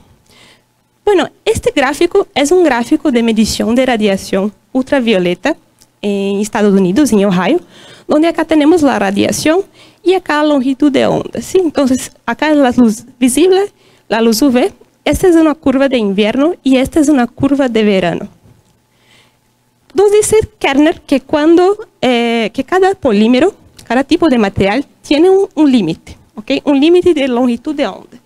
Que si la longitud de onda que impacta este material es mayor, no afecta los enlaces del polímero, y si es menor, sí afecta. Entonces, por ejemplo, el PVC, estamos acá en 312. Entonces, la radiación que tiene una longitud de onda mayor que 312 no afecta el PVC, ¿okay? El PVC, la resina PVC, pero sí los menores afectan. Y acá está el polímero base del revestimiento de alta resistencia a la abrasión, que está cortado acá, pero es 300, ¿ok? 300 nanómetros. Entonces, lo que está entre 300 y 312 sí afecta el PVC, pero no afecta el revestimiento de alta resistencia a la abrasión, ¿ok? Y ahí podemos considerar algo más. Cuando hablamos de Perú, que está más cerca de Ecuador, por ejemplo, podríamos considerar que esta línea de verano está pasando todo el año, ¿ok? Tenemos una mayor radiación ultravioleta. Entonces, es algo que sí hay que evaluar. Otra cuestión son los componentes, los aditivos que vienen junto con la resina, que es el polímero. Esta es una tabla de composición típica de geosintéticos, esos materiales que utilizamos en geotecnia, en obras ambientales también, con diversos tipos de polímeros, ¿okay?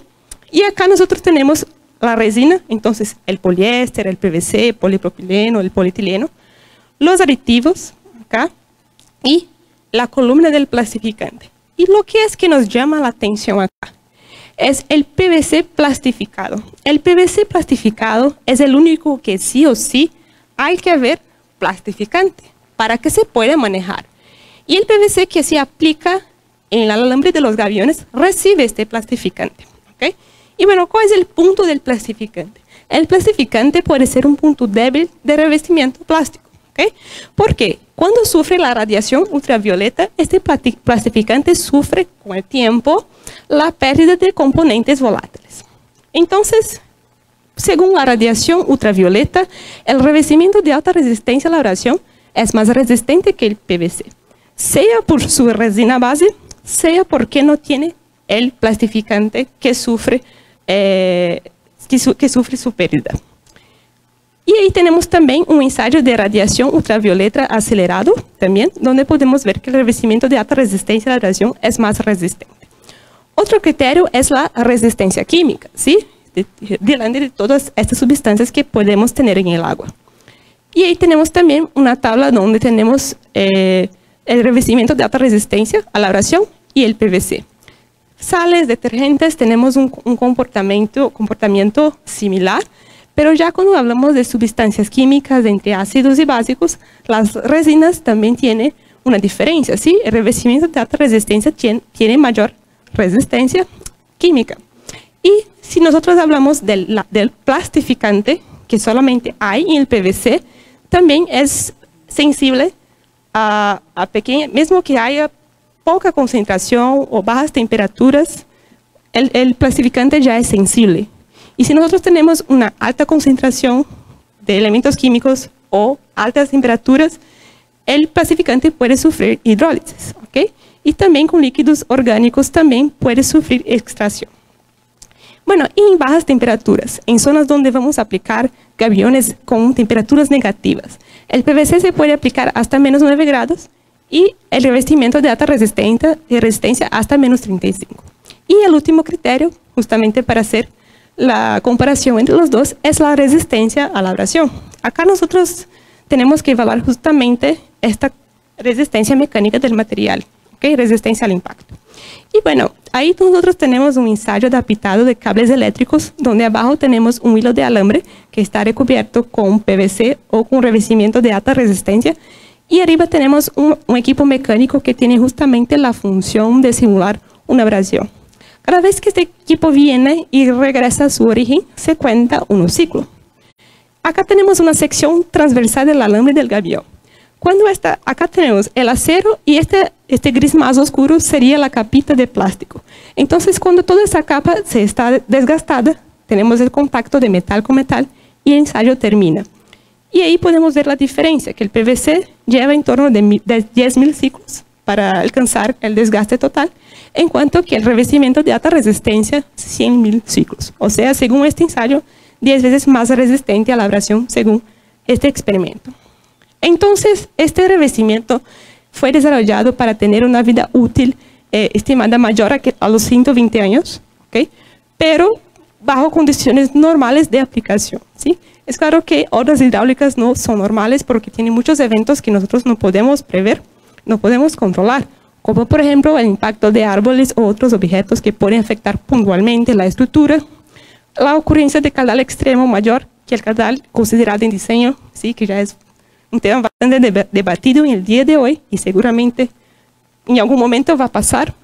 Y también tenemos el caso de torrentes y ríos torrenciales, donde ya tenemos sedimentos de grandes dimensiones y cualquier que sea el material que yo aplique en una obra longitudinal va a sufrir abrasión y yo tengo que hacer un mantenimiento. Entonces, me gusta acordar siempre que obras hidráulicas deben ser monitoreadas y es interesante utilizar materiales que sean de fácil mantenimiento, ¿sí? Como así son los gaviones, que nos permiten, si la estructura está estable, nos permite reemplazar solamente las cajas que fueron afectadas y no necesitamos reemplazar toda la estructura. Y también tenemos artificios para manejar especialmente esas torrentes que tenemos sedimentos mayores en transporte. Bueno, y este revestimiento de alta resistencia a la abrasión está de acuerdo con las normas. Estas son las normas que son utilizadas en nuestras especificaciones, ¿sí? Tenemos la STM 975, que es la norma americana. Tenemos la BS, que es la norma británica, esa de la tabla de vida útil. Y tenemos la norma brasileña. Y todas ellas mencionan otros polímeros o polímeros más avanzados desde que cumplan la misma función o sean superior al PVC. Y tenemos también este certificado, que es un laboratorio externo independiente de Macaferre, que hace la comparación entre el PVC y el revestimiento de alta resistencia según cada uno de los criterios de la STM 975, ya la última revisión de 2021, diciendo sí que sí cumple o es superior que el PVC, ¿sí? Bueno, pueden existir muchas dudas durante si es aplicable o no, cómo aplicar los gaviones, cómo diseñar. Por eso que nosotros estamos disponibles para apoyarlos, sea de modo presencial, sea en reuniones, sea a través del diseño, justamente para que puedan especificar nuestros materiales, ¿sí? Incluso nosotros estuvimos presentes en proyectos de reconstrucción con cambios como este, que es la quebrada de Kansas, y nosotros hicimos ese apoyo justamente con nuestro equipo de ingenieros y con nuestro equipo de diseñadores. ¿Sí? Contamos con esta estructura acá en Perú y también a nivel internacional, incluso de donde yo vengo, en Brasil. ¿Sí?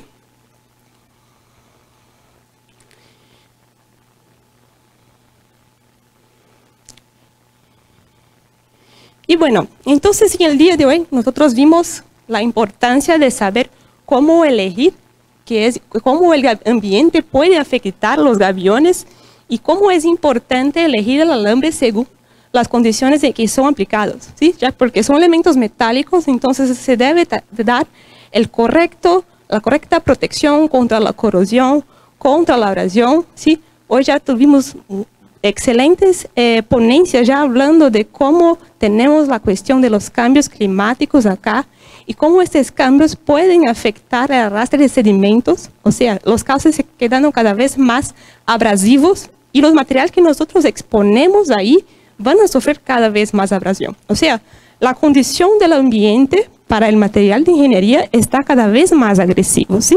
Entonces, por esto, nosotros desarrollamos este revestimiento de alta resistencia a la abrasión justamente para hacer frente a estos nuevos desafíos, ¿sí? Como este caso que ya aplicamos también es un proyecto de reconstrucción con cambios, pero en la Quebrada del León ya aplicamos el revestimiento de alta resistencia justamente para hacer frente a estos desafíos, aumentar la seguridad del proyecto, ¿sí? Y también de la población. Bueno, gracias.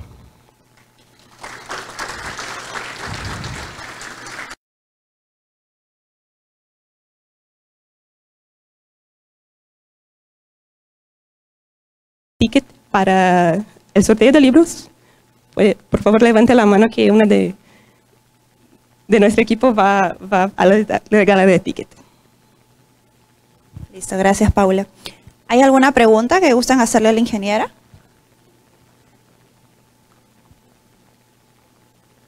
¿Sí? ¿Hay alguna consulta?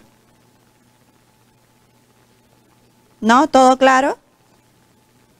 ¿Sí? ¿Al fondo? Ok. Entonces creo que ya... ¿Sí? A ver.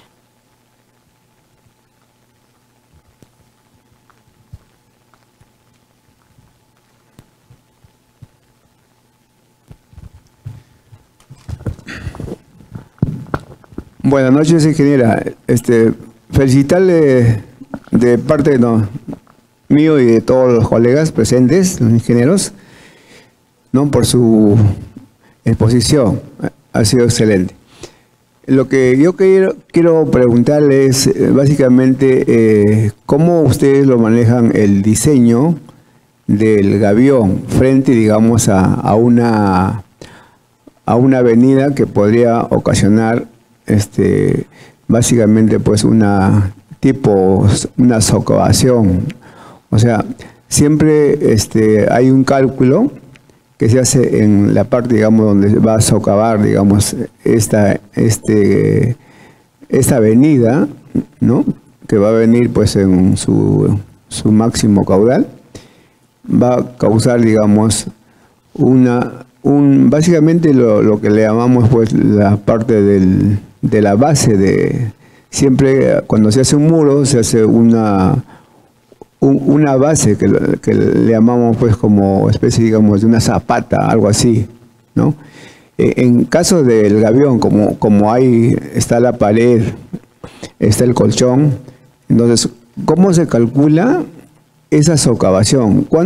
¿De dónde a dónde yo cuento o mido la socavación? Porque como el colchón tiene un promedio de 30 centímetros, 40 centímetros, 50 centímetros, y un largo a veces de 5 metros, 10 metros, ¿no? De acuerdo al diseño. Lo que quiero que me aclare, ese gavión, ¿desde dónde se mide la altura de socavación? O sea, ¿no? Entonces, para calcular básicamente pues esa altura que mayormente pues en otras estructuras, por ejemplo, una estructura de un muro de contención, ahí se hace pues un cálculo de socavación, ¿no? Y mayormente un río torrentoso pues tiene 2 a 3 metros, hasta más. Pero en el caso de lo que es gaviones, ¿de dónde mido la profundidad de socavación? Esa sería la pregunta, ingeniera. Gracias, ingeniero. Bueno, para calcular la altura de socavación utilizamos las ecuaciones ahí existentes. Quizás se puede utilizar un tiempo de retorno mayor para calcular la altura de socavación. Y con base en esa altura de socavación que se obtiene, nosotros tenemos como que 2 artificios principales generalmente. O podemos profundizar la estructura, pero si la altura de socavación es muy alta, esto resulta que va a aumentar mucho la base de la estructura, ya que el gavión es como una pirámide, ¿sí? Entonces aumentamos la altura, aumentamos la base. Otro recurso que se tiene para no hacer esta profundización es la utilización del colchón reno, pero ahí sí es su espesor que he llevado en cuenta, pero su longitud, ¿sí? Porque ahí consideramos que al menos 1,5 veces o 2 veces de la altura de la erosión o más, si quiere mayor seguridad a su proyecto, nosotros multiplicamos ese coeficiente por la altura de erosión. O sea, si la altura de erosión es 2 metros, por ejemplo, la longitud recomendable de esta plataforma es tipo 6 metros, 4 metros, 6 metros, y ahí nosotros, este colchón justamente va a se deformar con el tiempo, ¿sí? Por eso es una plataforma antisocavación. Entonces su función es se deformar y se acomodar a esta socavación, lo que hace que nos permite aplicarlo donde la socavación es un poco mayor que 2, 3 metros, por ejemplo. Entonces, ¿quedó claro? ¿Sí? Listo, me parece que había otra consulta por esa zona. ¿Alguien más que quiera consultar? ¿Ninguno? Sí. A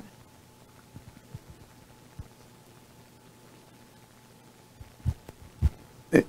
Ingeniero, yo creo que sí, esa es la respuesta, está muy bien, yo creo que es algo claro, sino que con el tiempo esto va a tener una duración, como usted lo dijo, 20 años, ¿no? Cuando es de zinc y cuando ya está mezclado dura más años, 100 años, hasta más. Entonces, en ese tiempo, esta socavación de todas maneras se va a tener que doblar, ¿no?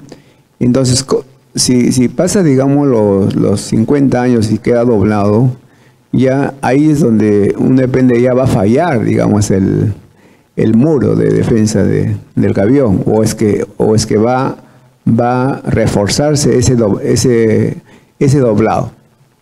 Eso.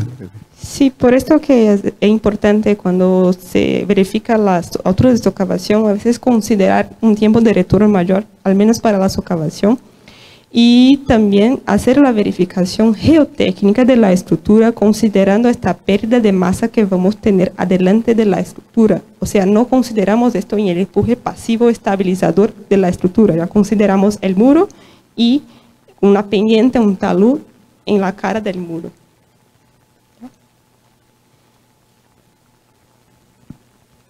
Listo, ¿alguna consulta adicional? ¿No? ¿Ninguna? Ya. Listo, Paula, muchas gracias por tu presentación. Voy a entregarte el diploma de participación por parte del Comité de Obras Hidráulicas.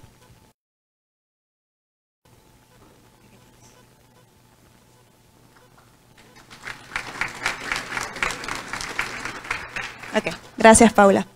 Ahora sí, continuamos con el sorteo. Brenda, Pamela, ¿nos apoyas?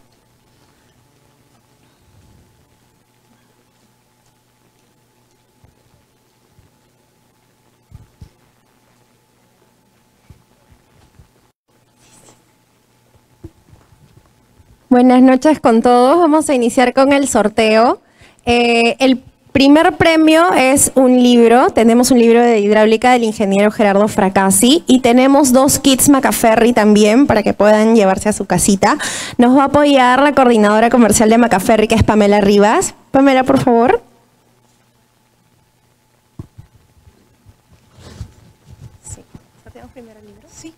Buenas noches, ¿qué tal con todos? Vamos a sortear el libro de Defensas Ribereñas con Gaviones y Geosintéticos. Bueno, mucha suerte, es un libro muy importante, bastante dinámico y sobre todo tiene mucha experiencia de nuestra marca Macaferri, ¿no? En cuanto a diseños, a ver, vamos a ver. Vamos a chocolatear primero.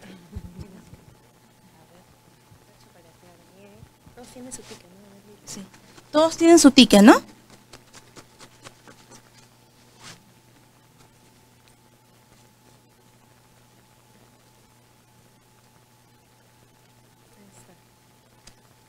El número ganador es 1052. Bingo. ¿Quién dijo bingo? 1052. Miren bien. A ver. Sí, 1052. Ingeniero, suba por favor para recibir su premio. Una foto.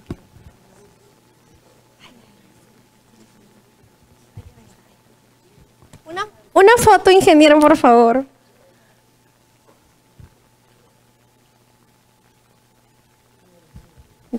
Gracias, felicidades. Vamos por el kit de Macaferri. Vamos a chocolatear de nuevo. Suerte para todos. No se duerman, por favor. Atentos.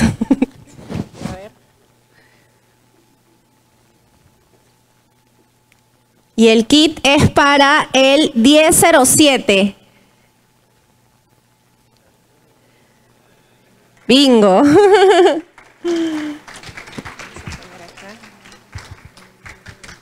¿Qué tal, ingeniero? A ver.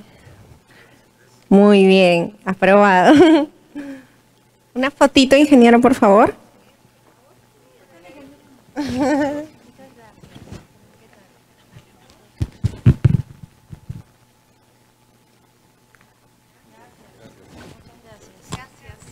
Y el tercer y último kit Macaferri va a ser, a ver, otra chocolateada. Suerte, suerte.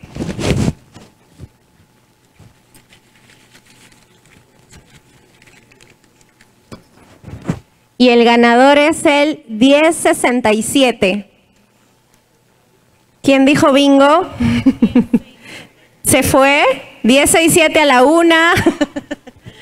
Ahí está.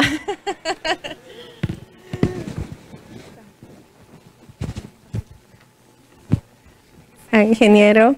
A ver, ingeniero. Notario. Muy bien, ingeniero. Una fotografía, por favor, con la coordinadora. Ya está. Listo, gracias. Muchas gracias a todos.